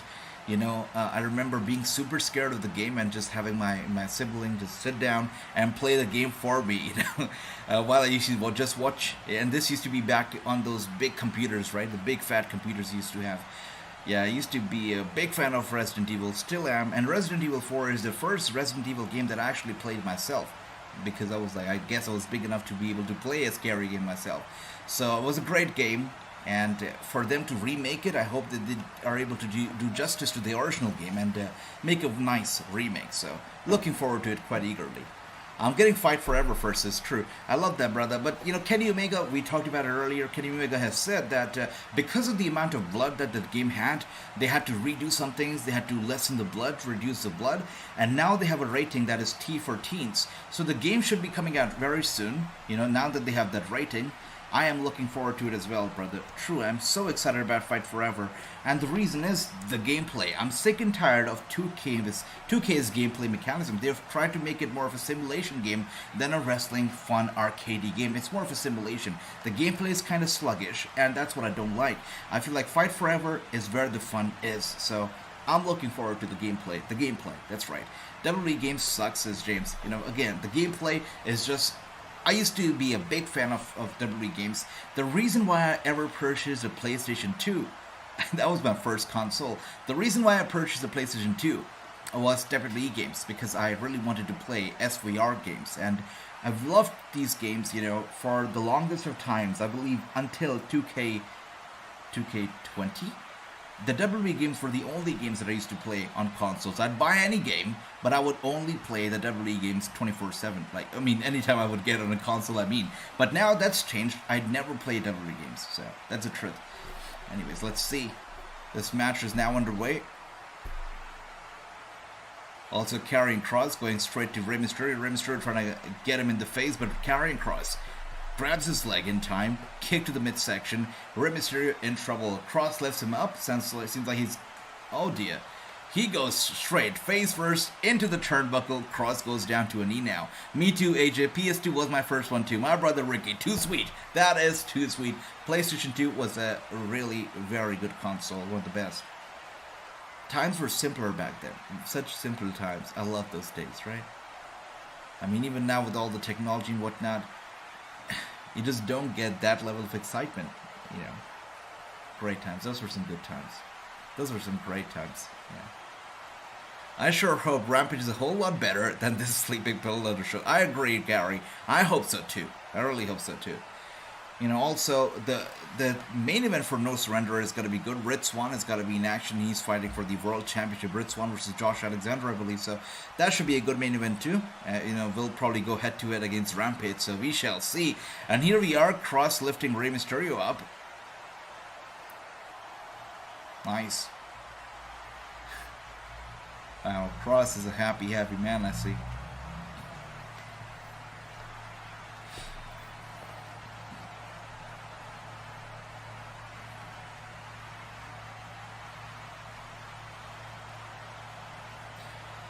So apparently, I was talking to somebody who's close to Kross, and they were telling me that he's making almost like the same amount of money as he was on the independent scene. Not way too much, maybe a little bit, but not a lot, than he was making on the indies. Because on the indies, he was charging about $4,000 per match, so per appearance.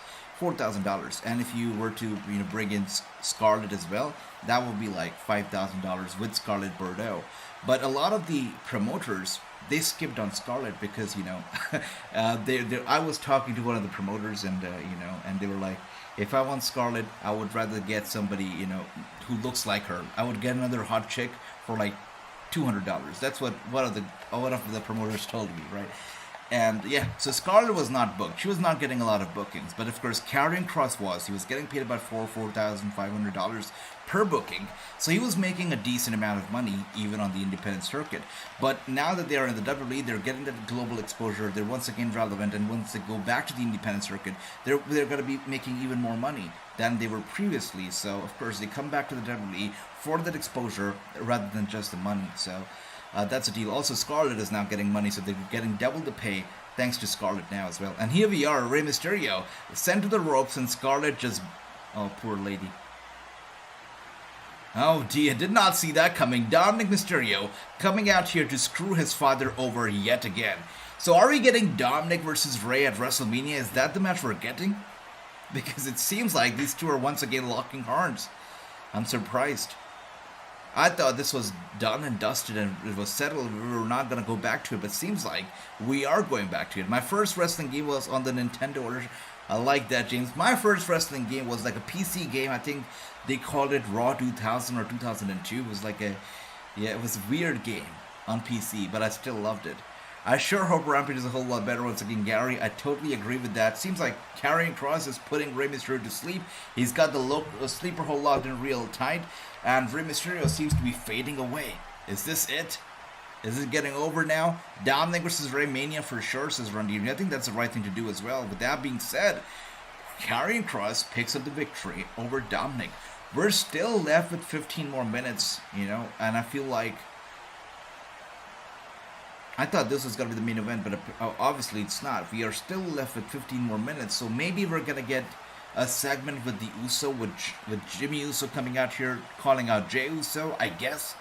Because what else can you do in 15 more minutes and make it main event worthy? That's right, True says Usos. That's what's going to happen, brother. Absolutely. Jimmy Uso will come out here and call out his brother, who hasn't been answering his texts, his calls, but will be here, I guess, for the main event. So we shall see. Once again here, center of the ring, Dominic. Again, he's just getting on the nerves of his father, kicking him, asking him to slap him in the face, asking him to touch him, pushing him to the edge, testing his patience. Rey Mysterio will not lift his hands. He will not attack his son still. What a great dad. What a great dad, right? Once again, Dominic just pushes him one more time, tackling him. He's testing the patience of his father right now. Oh dear, then again, you know, Gary is right. This is what happens when fathers don't practice tough love. Again, wrestling, you know, teaches us so many things, and this is just another one of those things that wrestling is teaching our generation, that we need to know, you know, how to be tough, and we need to know how to be loving. A father should be both tough as well as loving. Yeah, wrestling obviously teaching us life lessons. Once again, Rey Mysterio getting in the face of Rey. Oh dear, Rey almost punching him, but he's still holding himself back. You know, he's an old school father, I guess, good old father. He's not gonna hurt his son no matter what happens.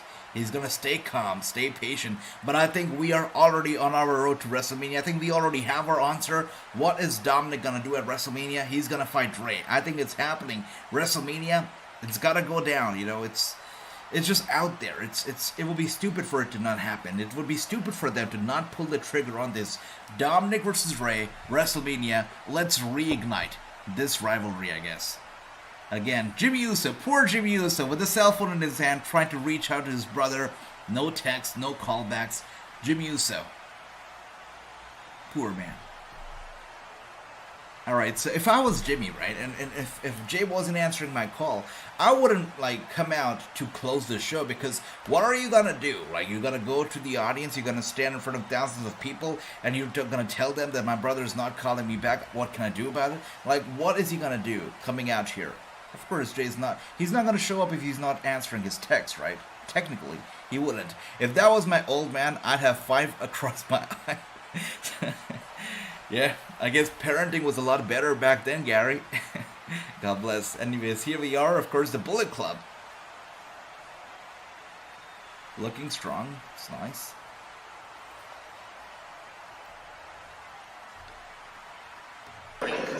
So even though SmackDown has kind of sucked tonight, like it's not been the greatest shows, I still have to say I'm having a great time. I've had a great time watching the show with all of you, and 2 hours, they seem to have flown by. Really, I do not feel like it's been 2 hours at all. Yeah, it's been a week show, but I've had a great time. So thank you guys, thank you for being here, and thank you for just giving me company watching this horrible show, but still had a great time watching it. Saraya, good to see you, Ramit. Welcome. And Ramit says Saraya, aka Paige, AEW Women's Champion at Revolution 2023. Dr. Britt Baker turned down Jamie Hayter and Dr. Britt Baker, third member, Saraya Tony Storm faction. Well, let's see what happens, Ramit. That's quite an interesting one. You know, we saw Ruby Soho trying to aid them, I guess, this past Wednesday on Dynamite. So for Dr. Britt Baker to betray Saraya, as you say, and joining wow, let's see what happens. For Dr. Britt Baker to betray Jamie Hayter and joining Saraya and Tony Storm would be interesting. Would be very interesting, actually. That's quite a theory, Ramit.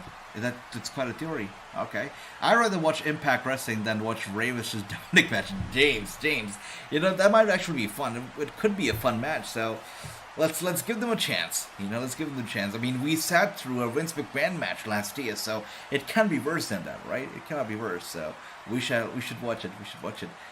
And thank you for that, my brother James. Thank you. You're awesome. And once again, that whole Bray Wyatt segment. I mean, wow. It made me cry tonight. We cannot forget, the highlight of the night was me, getting all teary eyes thanks to Bray Wyatt. Anyways, once again, here we are. The Bullet Club seems like they're still going strong. Yep.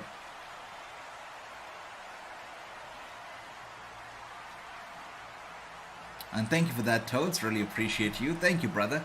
And damn, Farouk John Impact Wrestling, a champion Moose as a mentor. Well, definitely, brother. Definitely. This Impact Wrestling tonight, No Surrender has been great, and it's still to come again. Ritz won, Josh Alexander for the World Championship. I don't think that the titles will be changing hands, but let me know, guys. What is your prediction here for the main event of No Surrender? It's going to be Ritz Swan versus Josh Alexander for the world title. Is Ritz Swan walking away with the Impact Wrestling World Championship? What do you think about it? Let me know. Of course, still to come is AEW Rampage, which will be following SmackDown in a few minutes. Let's see, what matches do we have in store for us tonight?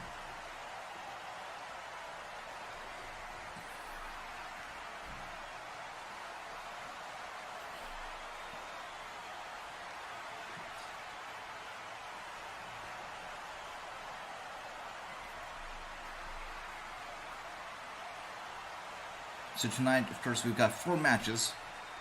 Let's see. The Young Bucks are going to be in action tonight, and they're going to be fighting Mark Davis and Kylie Fletcher of Aussie Open. Interesting. All right.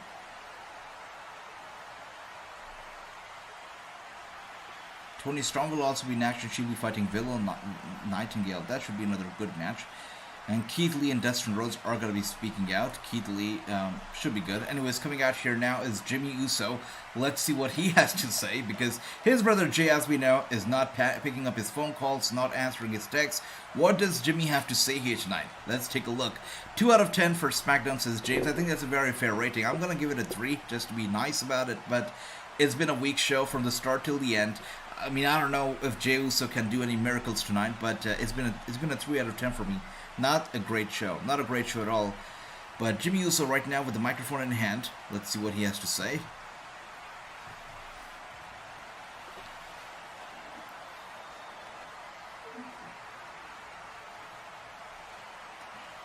And Roman says, AEW cannot afford Mandy Rose. Mandy Rose is having a great time on OnlyFans, or whatever that is that she's using, and she's making a big fat paycheck, so, and without having to work hard, I guess, so she must be happy doing what she's doing.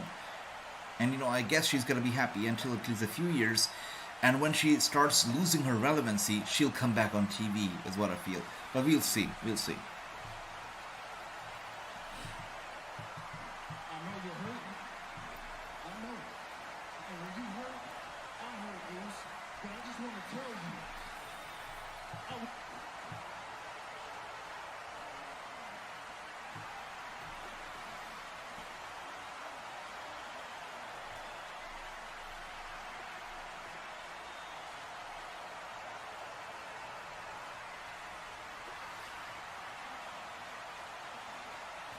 We got the Enzo Gamer in the house. Good to see you, brother. Welcome. Hope you're doing well.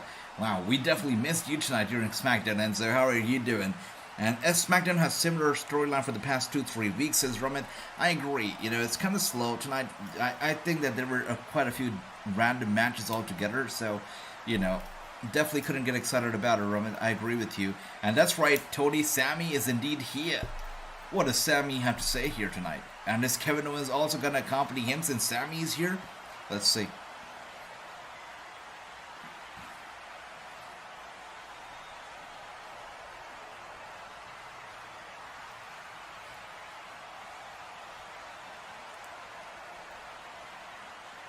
Alright, Sami says he's not here to fight.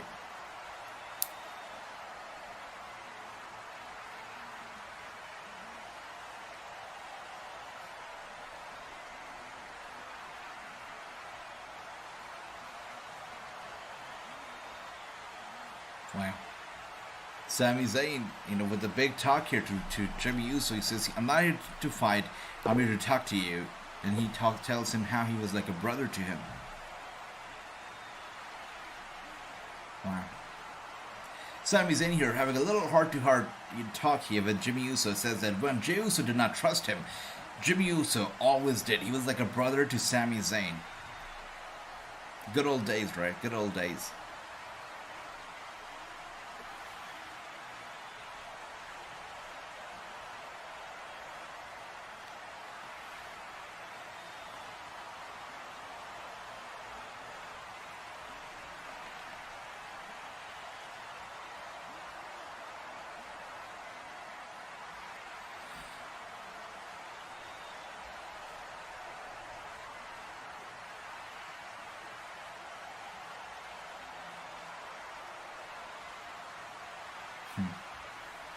Well, I guess this is a nice little build-up here, Sami Zayn, Kevin Owens versus the Usos. So now he's starting to get on Jimmy Uso's nerves. I don't think that Jey Uso really has to be here because he's already pissing Jimmy Uso off. And I guess Kevin Owens will do the other part and piss Jey Uso off, and then we'll have a little mix-up.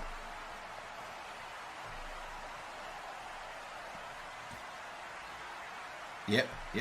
Jimmy is not happy with what Sami has to say. He says, you really want to put the blame on me after all of this? You want to put the blame on me? And this is how, friends, we get the start to a rivalry between these two. And this is ultimately going to lead to a tag team title match at WrestleMania. And that's what's happening here. Nice, sweet build-up, I guess. Robin says, all hail, Rod. Thank you for that, brother. Thank you, my brother Robin. You're awesome. Thank you for the nice, kind words. All right.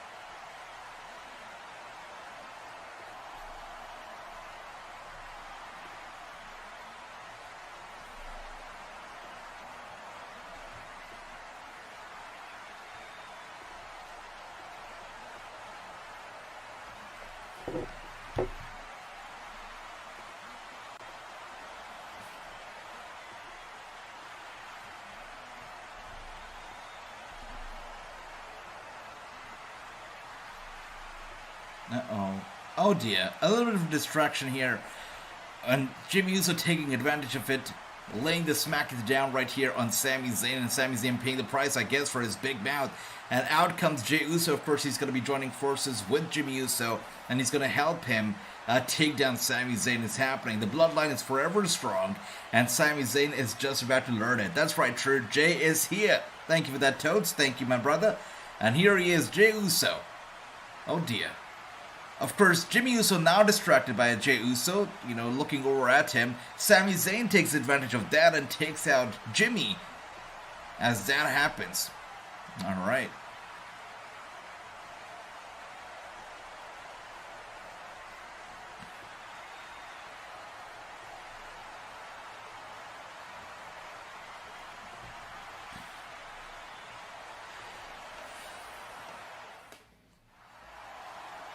A little too late. Solo Sikoa a little too late in the party. Trying to save his brother. Does not work out. Sami Zayn makes his way through the crowd. Jey Uso, what is he gonna do? Is he gonna come out here, and aid his brother, help him out, help him get up to his feet? Or is he just gonna stand there and watch the show as a fan? There's Sami Zayn walking out of here free and safe. A slow build here to the Tag Team Championship match for sure, right? It's a slow build. But I think we all know that this road is definitely going to lead to the Tag Team titles match at WrestleMania. What's interesting is how are they going to fit Solo Sikoa into the equation? Are they going to have nothing in store for him, or is he going to be a valet? That, I don't know right now. I feel like he's going to be more of a valet than anything else. But that's my guess, because it doesn't look like they have enough space for Solo Sikoa at the moment. But anyways, guys, this is how the show ends. We saw a very mild and an average, or should I say a below average start to the show and an average end to the show. It did not go crazy, very slow build to this whole tag team match. The start of the show was awful, the end was average, the middle was a mix-up, right? It was a mix of the both. So I've got to say, overall, it was a 3 or maybe a 3.5 out of 10 for me. Really not a great show. That's right, Tony. To be continued is how the show comes to an end. That's right, Toads. Thank you for that, my brother. Thank you. That's right, Very Solo. Solo came out here a little too late. That's right, true. I agree. It was a weak show. And honestly, any show that starts with like 5-minute recap, you already know, guys, that they don't have enough content for the episode and it's just gonna be fillers. And that's exactly what happened. When I saw the 5-minute recap, I was like, uh-oh, this is gonna be a filler show. And that is exactly what it was. True, I agree. Totally agree with you. And James, that's right. It is time to switch the screen. It is time to play the game. Let me get Rampage on now. Let me get it on in 3, 2, and 1, and here, oh dear, I thought it was gonna work. That's a bit of an embarrassment. Okay, let me try that again. Let's forget that ever happened, alright? So 3, 2, 1, let's try it again.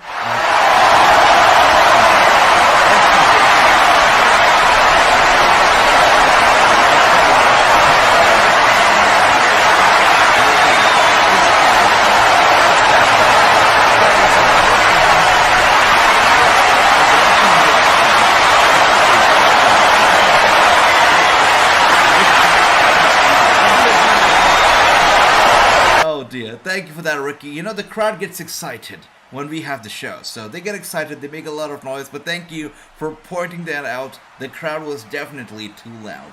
But that's right, Rampage is here. Should be a good show. We got 4 matches in the books tonight. Let's see. Thank you, James. Hopefully you can hear me now. Sorry, the crowd was a bit too loud. They got a little bit crazy, you know, at the thought of switching to Rampage from SmackDown. But yeah, hopefully Rampage will be a good show. But I must tell you guys, Rampage, they still don't air it on TV. It's still not available internationally. It's still not available in India.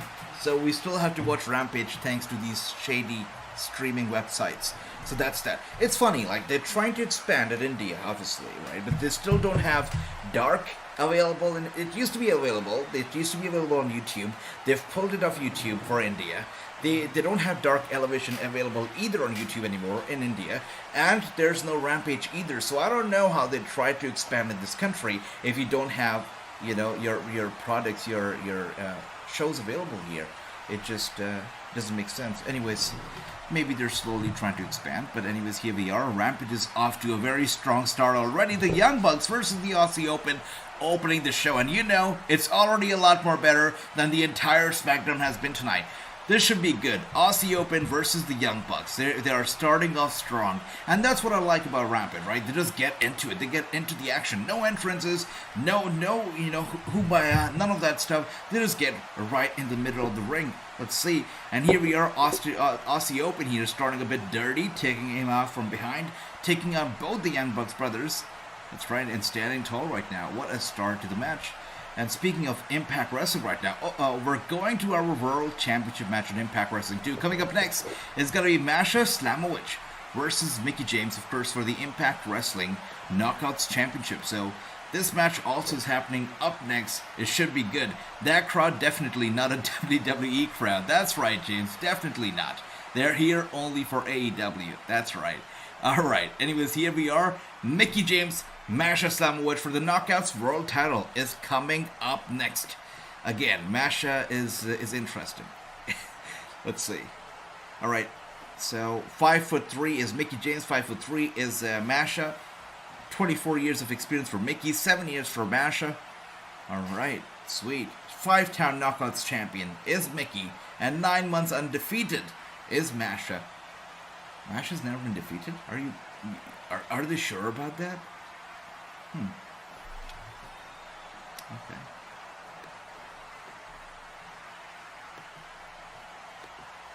Alright. Let's see. Alright, making her way out first is Masha Slamovich.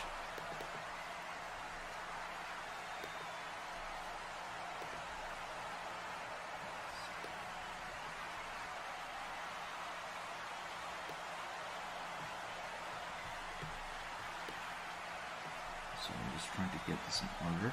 And here we are. Perfect. Alright, sweet. So, Masha looking good, looking confident as she heads to the ring here. Should be a good match. I feel like, since she's undefeated, I think that it only makes sense that she's not going to lose her streak tonight and will dethrone Mickie James for the championship tonight. It's going to happen. Tonight will be the night that Mickie James' title run will come to an end. Masha has got to win. There is no way that she's dropping her momentum, her undefeated streak here, to Mickie James. I don't think so. That's right. Run DVD says Masha can go. Definitely. I feel like it's going to be her night. She is going to win. She's going to defeat Mickie James. Mickie James, of course, the hardcore country. I can see she's dressed in all pink and all blue. Like a cowgirl. Sweet. Looking confident, but no, she's not going to defeat Masha tonight. Absolutely not. It seems like this is not a no DQ match. Again, Masha Slamovich can go crazy with the weapons. But it seems like that's not going to happen tonight because it seems like to be a regular singles one-on-one match. Anna Jay's hurt, says Toads. That's sad. Sad. Alright, with that being said, the match is about to begin. Masha and Mickie James. Prediction, guys. Who do you think is going to win this match? Is it going to be Masha Slamovich? Is it going to be Mickie James? By the way, speaking of Rampage right now, the Young Bucks finally in control. That's right, Aussie Open getting taken out by them. They're definitely going to win the match. My money right now is on the Young Bucks. Again, I'm looking at Kenny Omega standing ringside, and it reminds me of the rumors that are spreading at the moment. I believe Andy also brought one of those rumors up earlier tonight that Roman Reigns might be undefeated only to drop the titles to Kenny Omega when he makes it to the WWE. I get the rumors. I understand the rumors. It definitely gets people talking. It gets a lot of clicks on the articles and the videos if people make videos on those. But the thing is that it feels to me as just a rumor that's never going to come true because Kenny Omega is more than just a wrestler for AEW. He's the guy behind the video game. He's doing a lot of stuff. I believe some kind of a creative control. He is, of course, EVP and whatnot. So I feel like he's more than just a superstar. And for them to lose Kenny Omega would be disastrous for the company. I don't think it's going to happen, but let's see. But I really don't think that Kenny Omega is going to go to the WWE. I don't think so. But Toad says it's time for picture-in-picture. Well, let's see. No picture-in-picture for... Oh, I see it now. That's right. Picture-in-picture for me as well. What is that show? Oh, dear. Is that a vampire show? From the... It seems like it's a show on vampires, if I'm not wrong.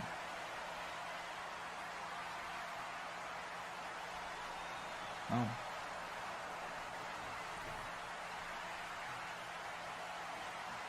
True Blood. Oh, I've heard about True Blood. Okay. Alright. Cody taking titles at Mania, says Run DMG. Well, let's see, brother. Again, just like I said previously, it's like, it will be an amazing, unbelievable fairy tale if Cody Rhodes wins. And I feel like wrestling should not be a fairy tale always. I understand it was a fairy tale at WrestleMania 30. It was beautiful. It was great. But I believe that there should be times when wrestling should not be a fairy tale. Dreams should not always come true. And I feel like for Cody Rhodes, his dream should not come true. I'm being a little bit of a heel here. But I feel like Cody Rhodes should not win at Mania. It's just me. Probably the only one who thinks so. But I feel like this dream should not come true so easily. Cody Rhodes should not get that big victory so quickly and so easily is what I feel. Again, this could probably just be... I'm probably the only one in the world who thinks so. But I feel like Cody Rhodes, for him to struggle a little bit more, right? To try to get it to the top. To start from ground zero. To watch him struggle and, try to...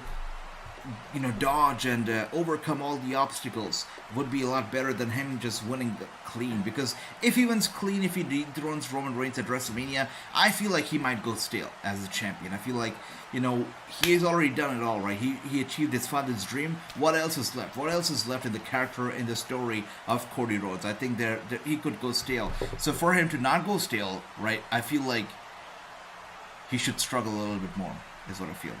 That's right, Toads. Thank you for that. Once again, as we see here, the Young Bucks now seems like they have kind of lost the momentum here in this match. Speaking of no surrender, Mickie James right now doing well, going for the cover on Masha Slamovich. Masha with a kick out. Stardust, not enough a struggle for you. Sorry, Ron DMG, I'm sorry. I'm getting some heat. I'm sorry. I totally forgot about the Stardust. That was a struggle. Yeah. Yeah. Sorry about that, yeah. I totally forgot about Stardust. Holy crap. You need that new acclaimed jacket. That is for sale. Really? I need that title jacket. Let me see. James, let me take a look. Is it on AEW Shop?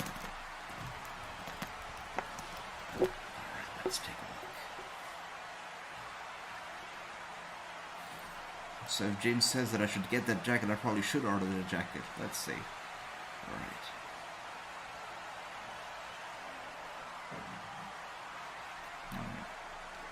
Is it on Pro Wrestling Tees, James? Alright, anyways, here we are. Once again, Masha Slamovich now in control, just grabs the hair of Mickie James and throwing her around over and over again, lifting her up, getting her down just by holding her hair. That's gonna hurt. Again, no signs of respect here from Masha Slamovich towards Mickie James. She goes for the cover again and Mickie James kicks out. You know, it's funny that all these years, right? Deonna Purrazzo at the top, then she goes down, then, you know, of course, she gets replaced by Masha Slamovich. All of that happened, but the one person who stayed relevant, oh my gosh, don't tell me that! Mickie James just bit the, holy crap, you are kidding me right now. Mickie James just bit the tongue of Masha Slamovich. Just when I thought that I'd seen it all tonight, Mickie James just literally was biting on the tongue of Masha Slamovich. You've got to be kidding me. Masha stuck her tongue out and she was licking Mickie James' face, right? As a sign of disrespect, as a sign of pure dominance. And that is when Mickie James, out of nowhere, just decided to bite the tongue of Masha Slamovich. And that is crazy, creepy. I don't even know what that was, but wow. Wow. Did not see that coming tonight, guys. Did not see that coming. Crazy. I'm pretty sure somebody out there in the world must have been attracted to that spot, but wow, that was creepy and crazy at the same time. Alright, what do you think of Chris Jericho's commentary system? I mean, Chris Jericho, you know, this guy can do it all. He can do it all without being a heat magnet like CM Punk is, right? CM Punk also can do it all, but he's a heat magnet. But Chris Jericho, yeah, he can do it all, but he can still stay on good terms with people, so that's great. But yeah, Chris Jericho in commentary, I feel like he's alright. He's not too bad, not too bad. Have you been winning this match, Young Bucks so far? You know, it's been an up and down battle for them. It seems like they're once again on the top hand. But Toads, yeah, interviews are coming up. Interviews are lined up. But just like I said, all of the interviews, when they happen, they're going to be happening straight from the studio. All the interviews. It's going to be a new season of the Wrassing show, and it's going to be making its debut from the studio. So that's what's going to be happening. All of the new interviews will be recorded once the studio is ready. So we're just waiting on that. And once that's ready, once it makes its debut, there's going to be a plethora of content coming up. Yeah.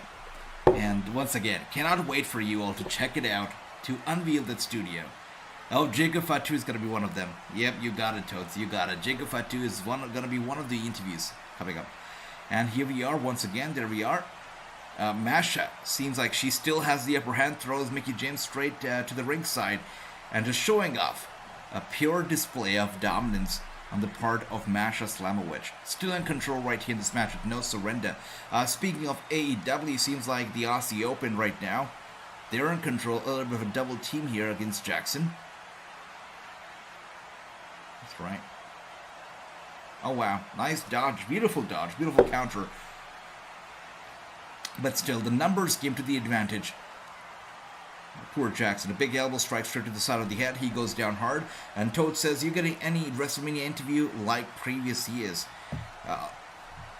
I'll have to check, Toad. So, you know, I'll have to get in touch with the WWE guys. That usually happens 3 weeks prior to WrestleMania. That's when, you know, they start reaching out to the media houses. So if they're doing interviews, we're definitely gonna get those. So let's see.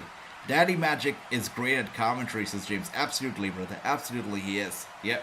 So there's been a shift in the WWE office as well, you know, here in India. So there's they had to shut down for some time, but they're back up and they're back running once again. So let's see. Hopefully there will be interviews coming up at WrestleMania. But I'll keep you updated always. Once again, slap right there to the back, to the face of Mickie James. Once again, Mickie James with a big elbow strike, followed by another one, and another one, that's right. And she goes for yet again a big one here.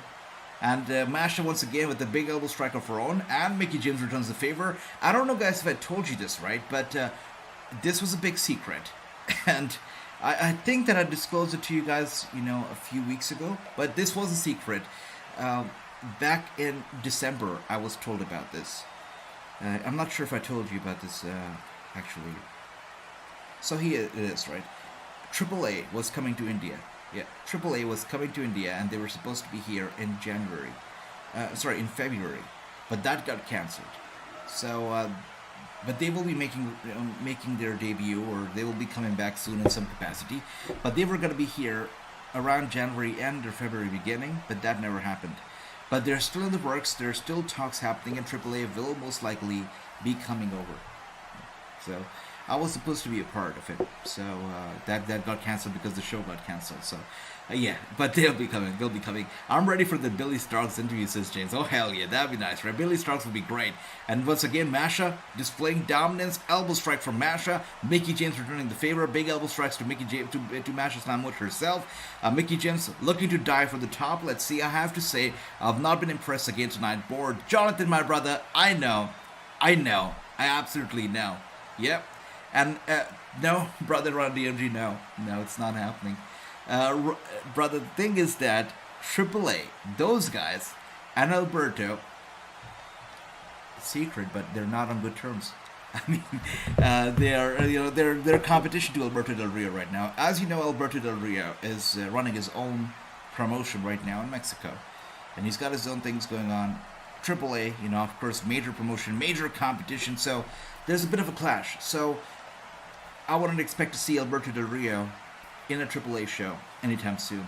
Most likely will not happen. Even though, the roots are quite connected.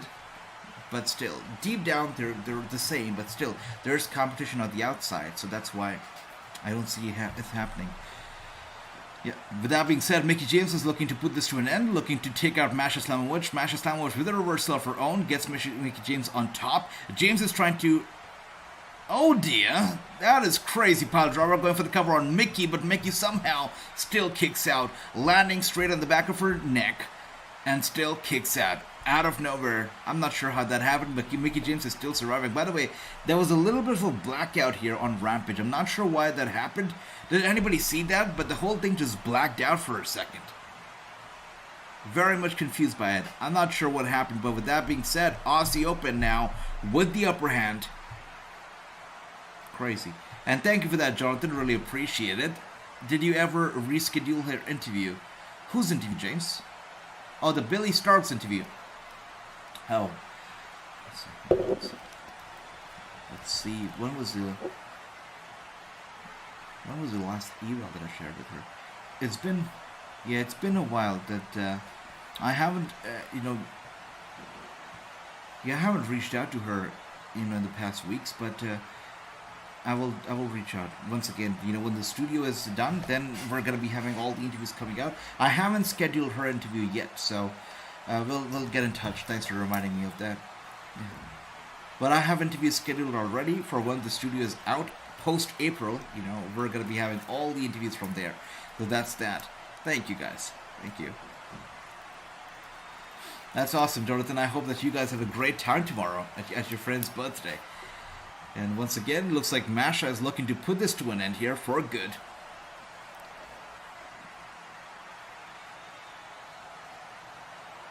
Yeah.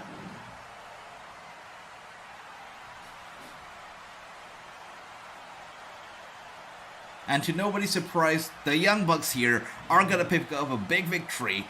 Double knee strikes here to the head, poor guy, going for the cover. And it's it. This is it. The Young Bucks are victorious. Sweet opening match here to Rampage. 70 minutes. A nice match. We got 3 more to go. Alright, Totes, thank you for that, brother. And here, talking about No Surrender, the match is still going on. The Knockouts World Title match still going strong here. Masha Slamovich, Mickie James, both of these ladies are refusing to give up. Masha gets Mickie James down. Mickie James covers it. Oh my gosh! You've got to be kidding me. No way in hell did that happen. What the hell just happened? You have got to be... I cannot believe it. So, Mickey James just defeated Masha Slamovich. The streak is over. We just witnessed the end of a 9-month-old streak. Masha Slamovich has just been defeated. Mickey James has defeated her to retain her Knockouts Women's Championship. You've got to be kidding. Did not see that coming at all, you know? Did not see that coming. I guess Impact is done with the Masha Slamovich push now that she has been defeated. Crazy. By the way, House of Black coming out now.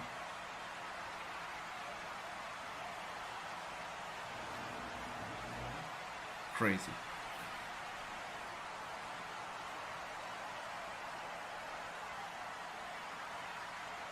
I've got to say, very, very crazy.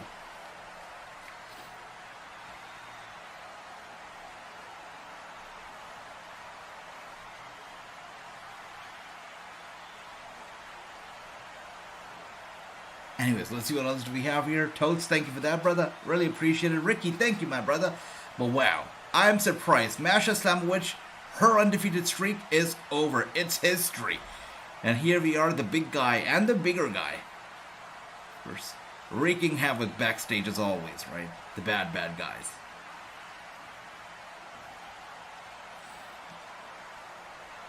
You know, we're seeing perfect examples of bad parenting in the WWE as well as in AEW. In the WWE, it was just Rey Mysterio being too nice and being too soft to Dominic that Dominic has turned out to be such a brat.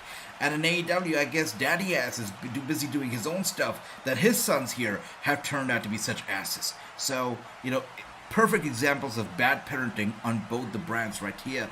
And True says, didn't Grace beat Masha? I thought so too, True. Actually, I thought that Masha was defeated already. But when they were introducing Masha Slamovich tonight and they were doing the comparisons between Mickey James and Masha, they mentioned that she's been undefeated. So that confused me as well. But I remember that when I interviewed Masha Slamovich, and I believe this was before her match against Grace, I believe she was defeated. So I'm not sure why they wrote or why they said, you know, during the entrance that she was undefeated. So that confused me too, and I was like, maybe I'm wrong, maybe she hasn't been defeated. But yeah, since you mentioned that, she definitely has been. So not sure. AJ, you like tag team or trio? Run DMG, brother. For me, the trios match, you know, they're my cup of tea. Tag teams are great. I mean, nothing against the tag teams, but trios, I like them a lot better because of the unpredictable nature of those matches. For tag teams, sure, you know, I mean, if it's like a tag team like the Usos and somebody else, that's another solid tag team, I'll have a great time. But for me, I'm a trios kind of a person. Tag team for me, it can be a little bit of a stretch. You know, the matches can be, you know, really long for times and just unnecessarily long. So yeah, I don't always enjoy my tag team matches, but trios, I mean, the unpredictable nature of it just gets me. I love the trios matches. But let me know, Run DMG, what works for you? What do you like better? Masha has been defeated a lot, says James. So what was that about? Maybe they just wanted to write that she was defeated for 9 months, right? So that's what they maybe wanted to state, because she has no other accomplishment or Impact Wrestling, I guess. But yeah, thanks for bringing that up, guys. And she has been defeated a lot. I thought so too, but when I read that she's been undefeated for 9 months, I thought that they're talking, you know, about that how she's not been defeated.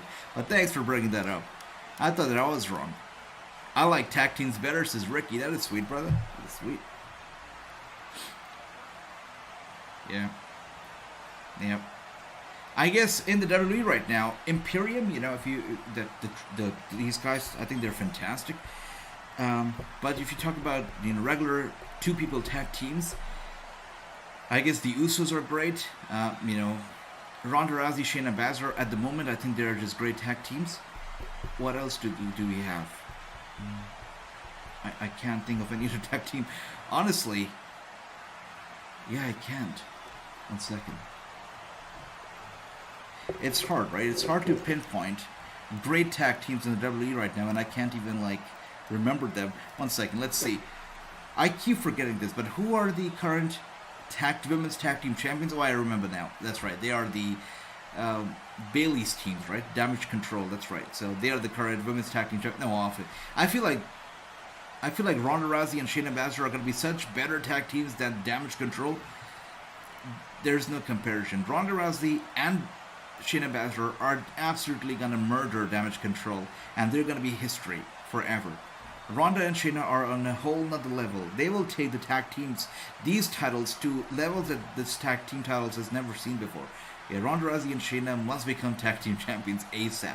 I think they're going to be fantastic. And Ron Davey says, tag team better to me. Trios match, it seems like no rules, says Ron Davey. I get that. I get that, brother, yeah. It can get a little bit crazy. Toad says, I hope we can see AJ eat a chili again. So, it might come true, when we start doing stuff on Twitch again, I guess. Maybe, just maybe, but we shall see. All right, with that being said, I know that somebody said, was it Gary? I think Gary mentioned that he was going to be watching NXT Level Up tonight, right? Gary, are you watching NXT Level Up? Or anybody else? Let me know. AEW Revolution next Saturday. Yes, absolutely, Toads. We're going to be watching AEW Revolution next Saturday. And on top of that, what we're also going to be doing is we're going to be having the predictions title on the line. So true, he got screwed over the last time we were doing the predictions championship because of whatever technical difficulties we had. I don't even know what technical difficulties we had because, the setup is all fine. It's all great. The internet was fine that day. I think YouTube just decided to turn heel on me for some reason. But we're going to be doing the predictions title again, at Revolution, and I cannot wait for it. It's going to be good. That's right. And trivia as well, Toads. Yes, trivia as well. And anyways, here she comes. Toni Storm coming out here tonight. And must I say, she's really rocking the Natalya colors, the pink and the black. And I dig it. No, Toads, there was no problem with the internet. It was working just fine. I guess it was just YouTube that just did not want to host me that night. Something happened, but I checked everything. Everything was fine. It was perfect. Anyways, alright, let's see. First, this should be a good match. Willow Nightingale versus Toni Storm should be a good match. Let's see. No one watching NXT Level Up. No one watching NXT sucks badly. Says James.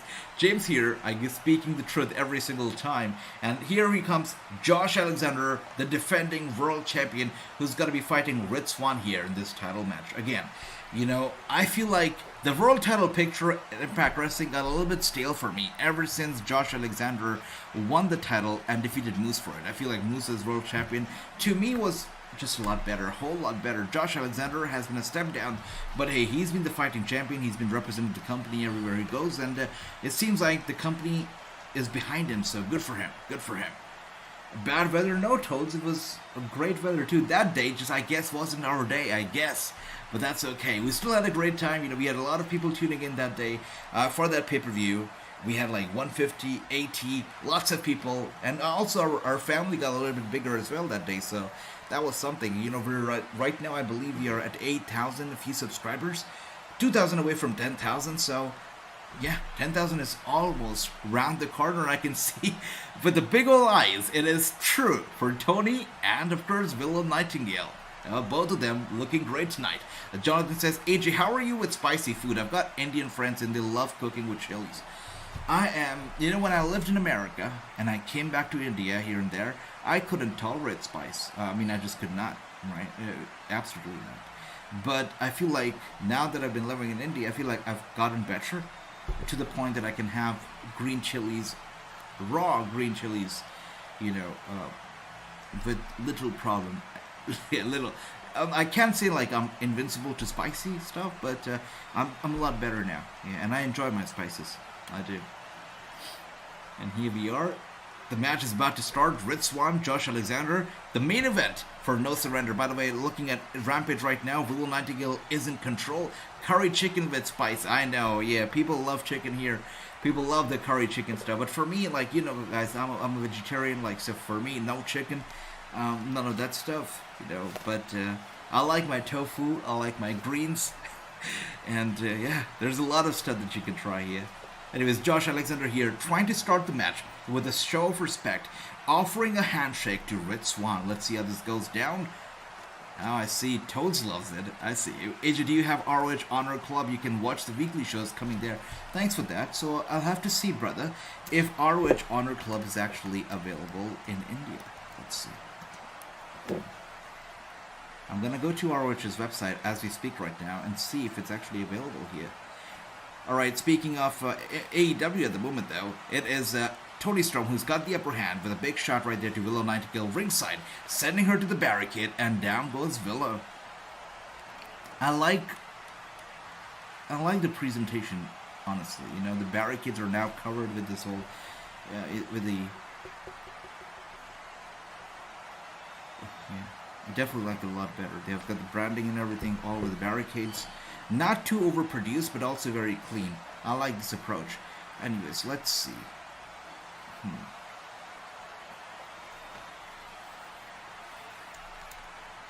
Honor Club.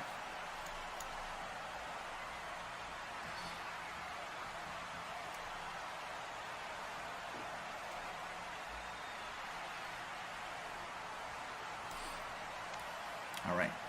That's right. Jonathan says, I'm also vegetarian, AJ. I love that, Jonathan. You know, I've always been vegetarian, but like during the time that I was in the US, it's so hard at times to find vegetarian stuff. Like you walk into McDonald's and there's nothing for vegetarians, and a lot of stuff, usually you don't see a lot of stuff for vegetarians. So my friends, they basically pushed me to at least have chicken. So during my time in the US, I did have chicken. You know, I did enjoy my Buffalo Wild Wings for a certain extent, but I could not have anything with bones because that just, I can't.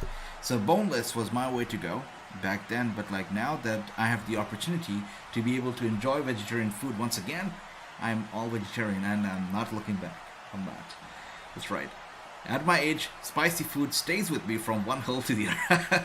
I see, Gary. No, it's not just the age. It's like, you know, also you're not used to the spicy stuff. Like, once I mentioned that I had a friend, visit me, very good friend, who visited me from Russia. And she came down to India. You know, we went around India. We toured different places. And she couldn't even handle the least of spice. She just could not. So it's just, you know, what you're used to. So what to me seemed like almost stale was spicy to her. So, you know, it's like what we're accustomed to, what kind of taste we're used to. But over time, you get used to it. Here we are right now. Josh Alexander with a big elbow strike to Ritzwan. Ritzwan is down. Of course, Josh Alexander has been in control of this match from the very get-go. Once again, throws him to the corner. Ritzwan with a nice dodge. Josh Alexander looking for an elbow strike, it seems. Oh, wow. Big boot to the face, but Ritzwan with a nice dodge, and he gets up on Josh Alexander, 360, and gets him down. Alexander no-sells it, but once again, Ritzwan grabs him by the arm, gets him down, and Toni Storm in control on one hand, and Ritzwan in control on the other hand right now. ROH is a streaming platform, says True. I see. ROH, says Ricky said, wait, so I still am not able to find... I can't. So I'm trying to see if I can find it, find a way to subscribe to it here in India, you know. I guess VPN could be an option if they don't offer subscriptions internationally. I guess VPN would be my way to go, but right now, I can't see it. So in the US, guys, are you subscribed to the Honor Club via Fight, or are you doing it directly from ROH's app or their website? How are you going about it? Oh, me too, James. I'm with you on that. Ranch is my go-to salad dressing. I love how we're talking about food now. You know, it's awesome. But yeah, ranch is also my favorite salad dressing, no doubt about it. Yeah, and I think ROH, so let's see. But let me know, guys, what do you think about ROH, right? How do you subscribe to it in the US? Let me know. AEW way better than SmackDown, says Toads, and no doubt about it, brother. It is way better, and right now we've got a commercial break with dozens of pizzas lining up. I'm pretty sure you guys are all watching the same commercial. Chicken sandwich, I see. Nice. So commercial break right now for AEW, and they come back from commercial. Willow Nightingale was going to go down on Toni Storm like a wrecking ball. Toni Storm gets out the way. Willow Nightingale goes back first into the turnbuckle, followed by a butt to the face from Toni Storm. Willow Nightingale in deep trouble as she gets hit with another big DDT. She is down. Toni Storm going for the cover, and Willow Nightingale with the kick out. Josh Alexander right now, by the way, with the verbal attacks on Ritzwan. Slap to the face. Ritzwan taken aback, goes for a spinning kick to the leg of Josh Alexander. Alexander in trouble. By the way, we have just been joined by Talia, Cameron, and Talia. Welcome to the channel. Welcome to the show. I hope you're doing well, and I hope you're having a great time tonight. Absolutely, you can get a shout out, Talia. Welcome. Welcome. And Jay White or CM Punk, which better chances to be at Revolution, says Ron DOG? Good question. Great question. I think, you know, between the two of them, Jay White has better chances than CM Punk. I don't believe that CM Punk is gonna come back, at least anytime soon. I really don't think so, brother. I mean, yeah, I really don't think so. No, not CM Punk, not right now. You know, things are just, I feel like, starting to get better in AEW after the whole CM Punk drama. People have finally left it behind and they have moved on for good. I don't think that CM Punk's coming back. But let me know if anybody else here, Run DMs, or anybody else here has a different opinion on Punk, and if you see him coming back, let me know. And Toads, thank you for that, my brother. Always very supportive. James says, yes, 9.99 a month from website or smart TV. Yeah, I don't see it, guys. So 9.99, by the way, is a great price, I must say. But, yeah, sadly, as I can see, it's not available.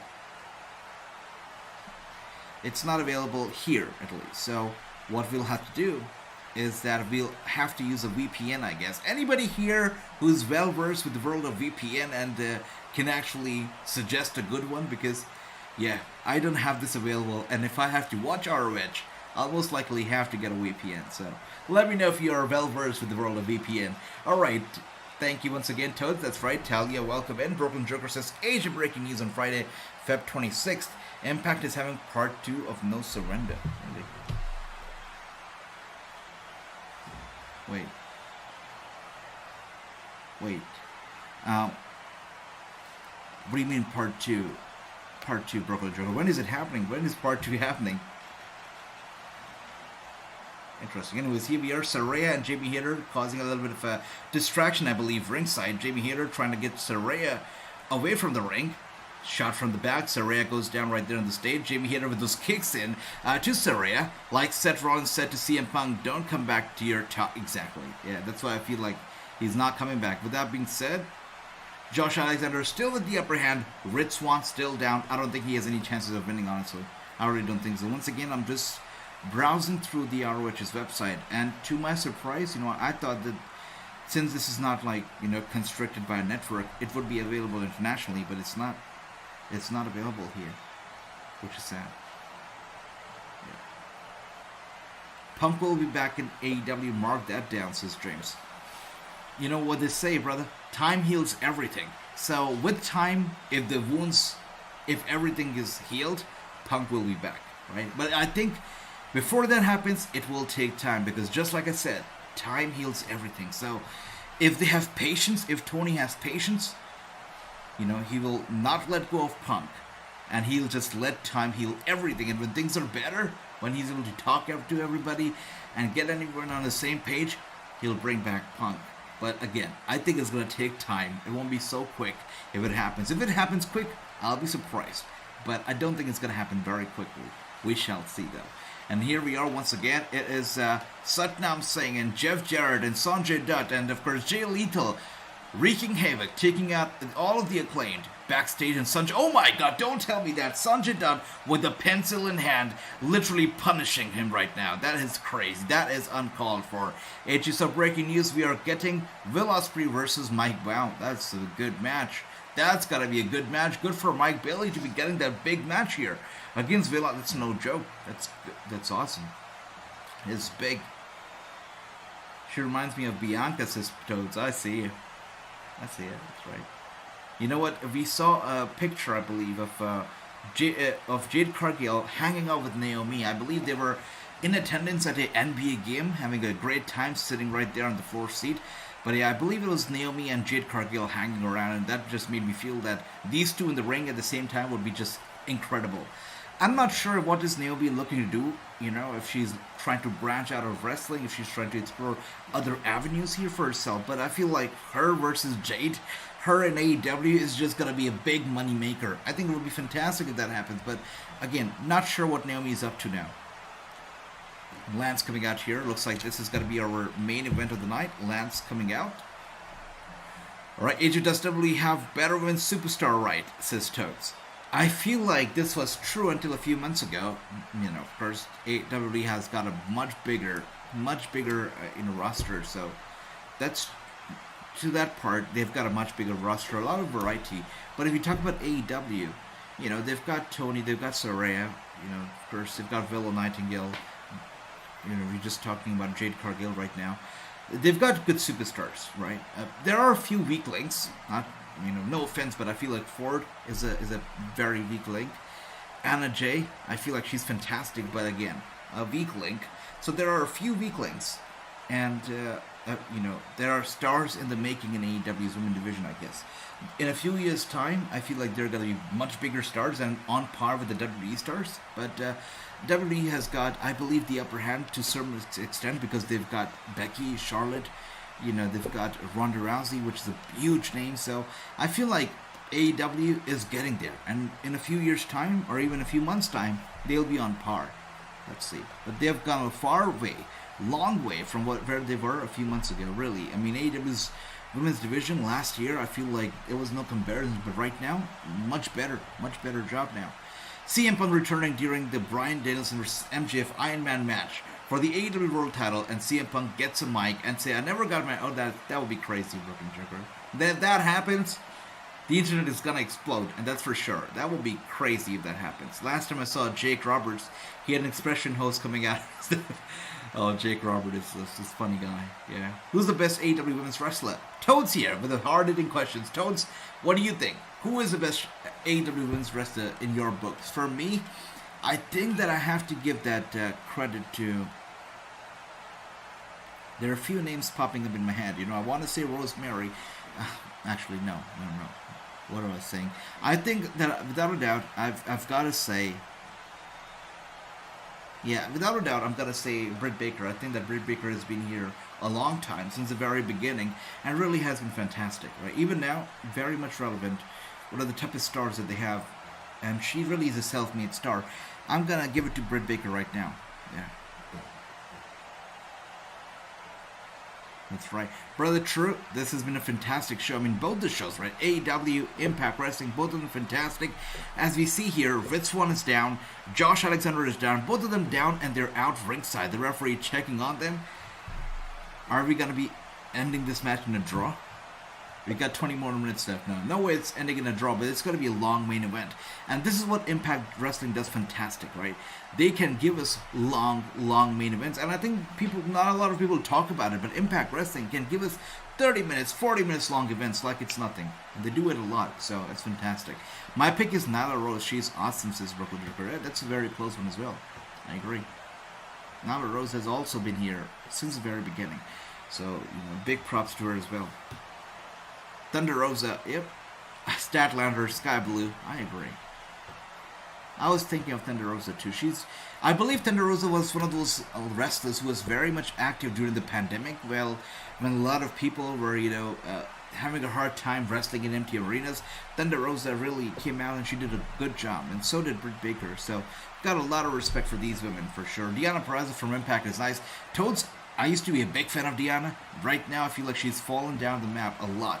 Like, from here, she's come down here, sadly. So, I hope that she gets better, but, like, for me, right now, Deonna, from where I stand, not a big fan. I used to be a big fan, though. Very big fan. Right now, not as much. AJ Impact and AEW not crossing over a collab, no more. So, I feel like the bridge is not really burned between Impact and AEW, but I feel like they'll collaborate when AEW feels like it's profitable for them to collaborate, right? So, that's what I feel.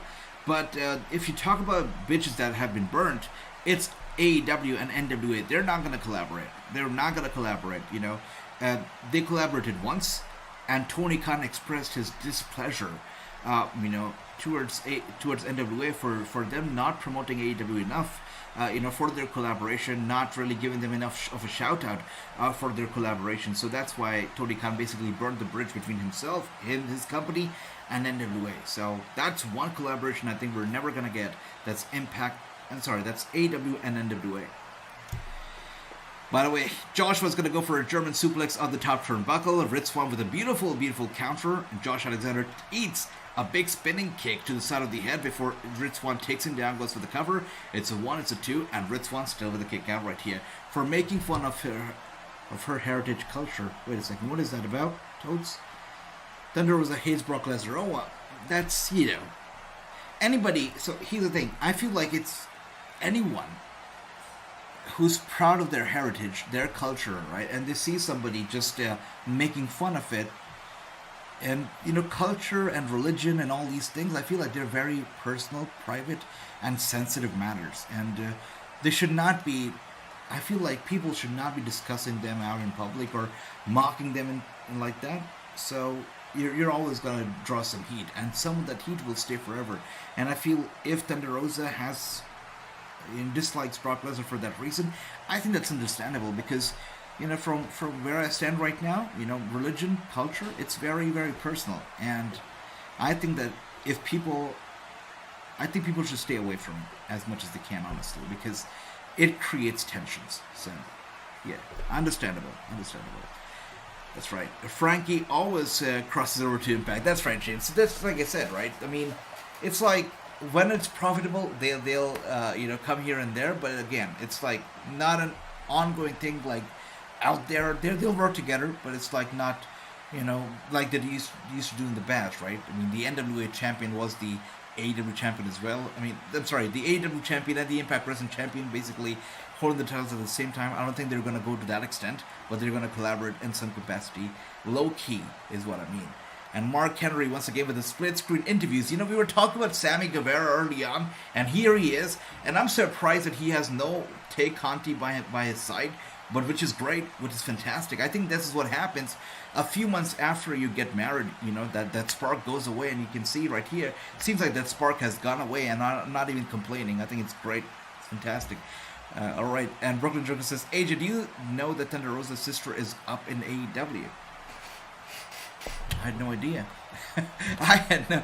Anybody here, tell me, let me know. Who is her sister? Thunder. I'll have to check that out.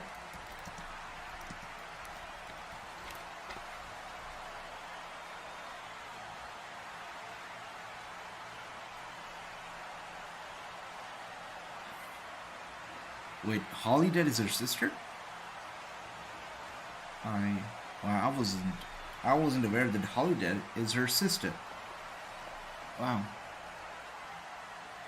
Is that a blood sister? I had no idea that they were blood sisters, that they were related.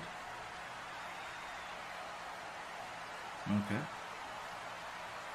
Oh wow, I knew about Holidead, but did not know that she was her sister. That's awesome. Wow. I guess birds of a feather, they flock together. Anyways, next Wednesday, we're going to get the Big Bill. That is... How many times is this guy going to change his name? Big Cass is going to be fighting Orange Cassidy. Did they rebrand him as Big Bill now? Or is that a nickname? Anyways, I feel like it's a lot better. A lot better for name for sure. Big Bill is a lot better than whatever he used to be, they were calling him all this while. Anyways. Alright, Stokely Hathaway. Stokely Hathaway, of course, the reason that Hook is suspended. Alfreding his mouth one more time here. That's right. That's right, Randy. I love that. And here we are once again. Impact Wrestling, the main event is still going strong. Josh Alexander and Ritzwan trying to get up to their feet here before the 10 count. And Ritzwan does it. The match continues. And Alexander rolls him up for the cover. It's a 1 and a kick out from Ritzwan again. This is, Ritzwan's, I believe, his biggest shot ever since losing the Impact Wrestling World Championship to Kenny Omega 2 years ago, I believe, right? 2 years. It's been 2 years. So, really, a long time. And ever since then, this is possibly the biggest match that Ritzwan has had. So, good for him. Good for him. A pile driver, by the way, from Alexander. Ritzwan is down, but very smartly, he just rolls out of the ring. He's not going to stay there and allow to be pinned, but he's going to roll out and buy himself some time. Good for him. All right. Let's see.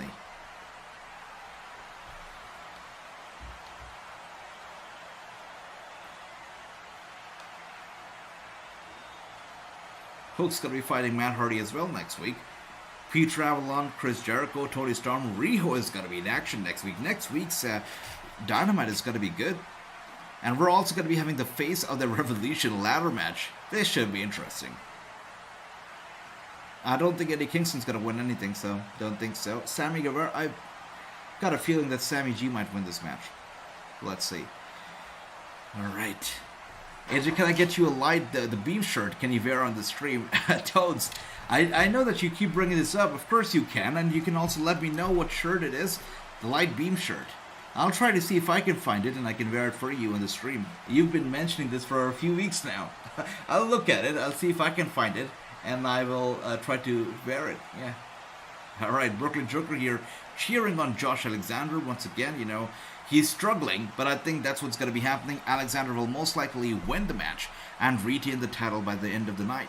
So let's see. Again, we're like 12 minutes away from the show going off the air. AJ, I know who wins the main event of AEW Rampage. Alright, Brooklyn Joker. No spoilers here. No spoilers, right? Did you read the spoilers, or is it a guess? Brooklyn Joker, let me know. Out of his Sami Guevara coming out here, you know, the one thing I hate the most about his entrance is the fact that he took it from Dragon Ball Z. And I'm a big fan of Dragon Ball Z, and for Sami Guevara here to be repping Dragon Ball Z just makes me furious. Anyways, it's great to see him coming out here without his wife. By the way, whatever happened to his wife? Why is she not coming out anymore? Not that I'm complaining or not that I'm mad. I'm just curious that he's not being accompanied by his wife anymore. It's great. It's great. And thanks for that. That's right, James. No spoilers. No spoilers. It's a guess, says Joker. All right, you can guess all you want, brother. Let me know. Let me know. What is your guess? Find it cheap. I won't save your money, says the Toad. I see. All right. Okay. Thank you. Thank you. And Toad says, I'm behind. I see. That's all right. That's okay, brother. I'll try not to spoil for you as well. Sami Guevara, you say? Well, let's see.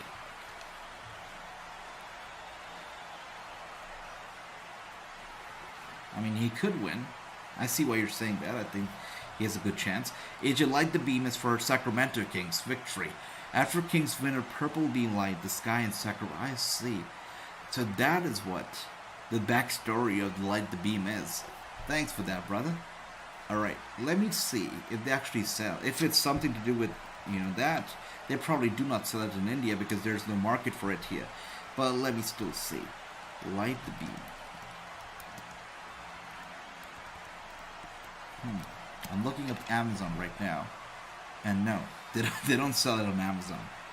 But I'll look around and hopefully I can find it, Tones. I can find it. Let's see.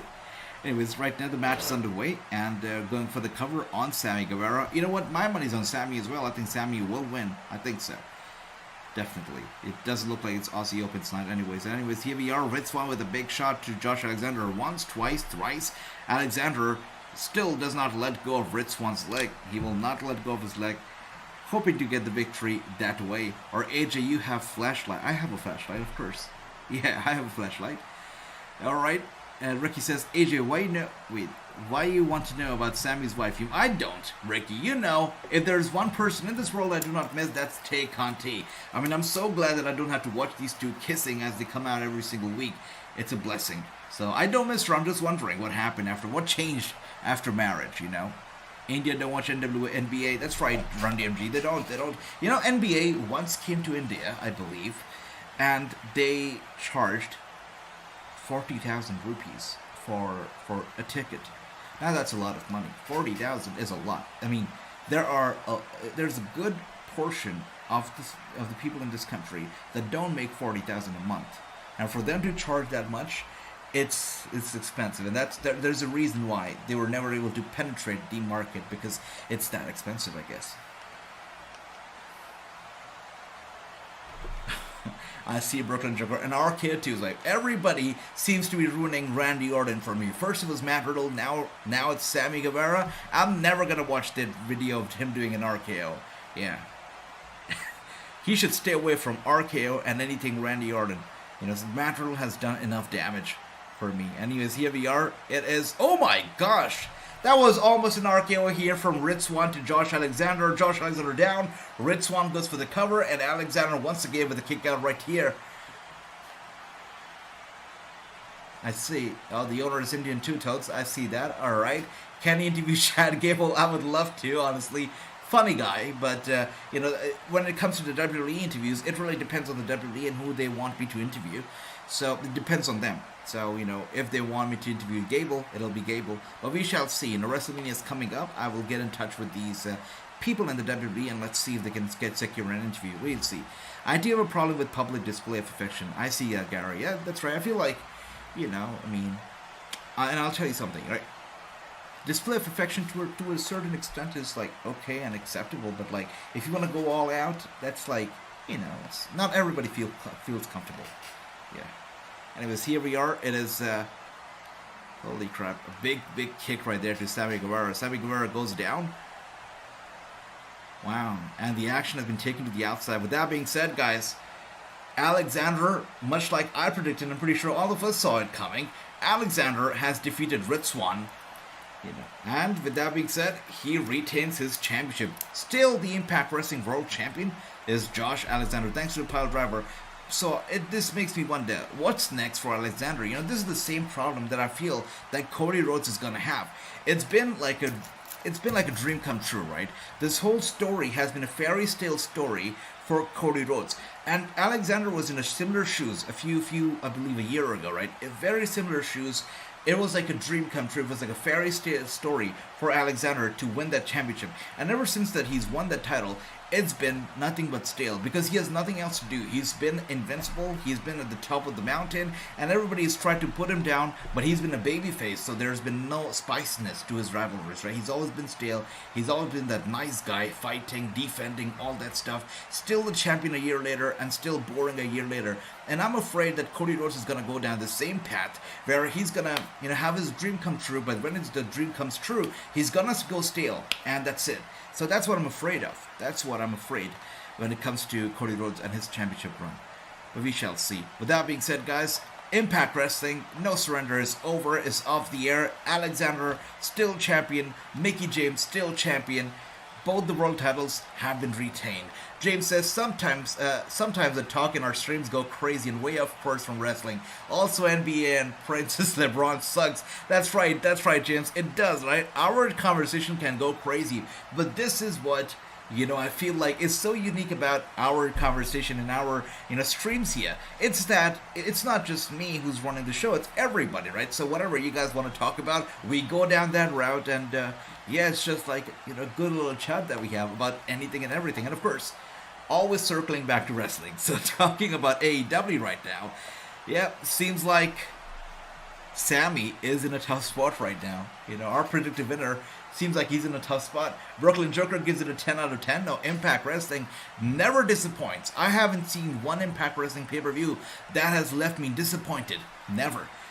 Always really bring their A game, and tonight was no different. Very good pay-per-view, very good. It kind of saved us from going to sleep during SmackDown, honestly.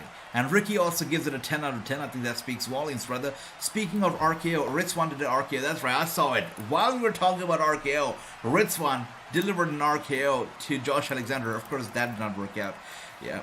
Cody leaving Mania with the Vice Man and the titles. If that happens, Run DMC, brother. If that happens, if he kind of turns heel or has Paul Heyman joining him, that would be great. That would add spice to his story, to his direction moving forward. That would be just an instant success. But him walking out of Mania just with the titles is just gonna be stale. And I'm telling you, if he becomes champion, he's gonna bring in Brandy Rhodes as well, and it's just gonna be disastrous. Hopefully that doesn't happen, but you never know. Again, I'm very nervous about this whole Cody Rhodes stuff. I like him so far, but I don't know what's going to happen after Mania, so I don't know. I cannot see the bigger picture right yet with Cody Rhodes. No Surrender is way better than SmackDown and Rampage. Thank you, Impact Wrestling, says Ricky. I see you, brother. I see you. That's right, Toads. So, Impact is over. Rampage, the final 3 minutes, I believe, of the show. How come when they were talking about Wrestler of the Year, Josh Alexander's name was nowhere to be found? Because he's not the Wrestler of the Year. Yeah, right.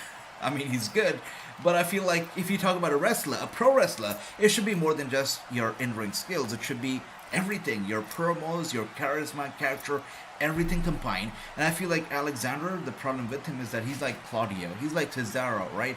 Cesaro is a great wrestler, but for most of the years, I never found any charisma or personality in Cesaro. Until lately, I think he's gotten a lot better now. But I feel like Alexander is in the same shoes as Cesaro was in like 10 years ago. He's great in the ring, but he's not great, at his character or promos. I think that's the problem.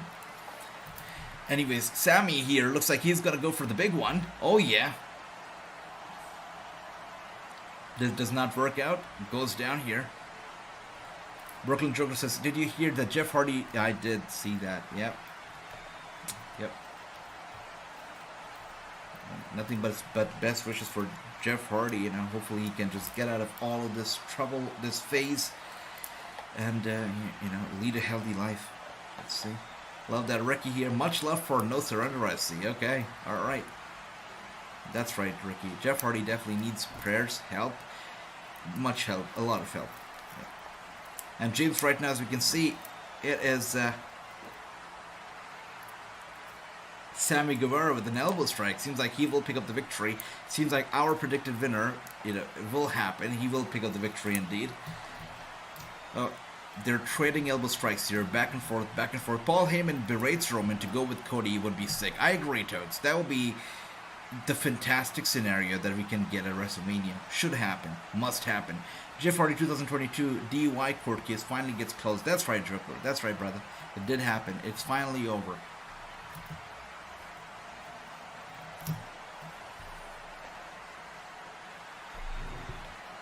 Wow. Sammy Guevara gets taken out, but still kicks out at a 2. The match still continues. Nice. Right, speaking of Revolution, right, I see a comment here from Brother Run DMG asking about who Claudio is going to be fighting at Revolution. I don't believe that Claudio has a match yet, right? So far we have MJF versus Bryan, of course, the 60 minutes Iron Man match. We've got the Guns, we got the Acclaimed, we got Jay Lethal, and Jeff Jarrett versus TBD. Now that TBD could perhaps be Blackpool Combat Club, maybe. So that I guess will be determined soon. It could be Claudio since he doesn't have any other spot on the card so far. Then we have Jon Moxley, of course, versus Hangman Page. We got Samoa Joe, Wardlow, Jericho, Ricky Starks, Jamie Hayter, Ruby Soho, Saraya, and of course Elite gotta go against the House of Black. So Claudio so far not on the card, but I feel like that TBD will be taken up by the Blackpool Combat Club. Maybe Claudio, maybe Utah. We shall see. I think Claudio and Utah together would be something. I think it would be nice. They've got some kind of a chemistry here, so we'll see. We shall see. That's right. Yeah, somebody mentioned that earlier, Brother Broken Joker. She is unfortunately dealing with an injury. Hopefully she gets better soon. That's right.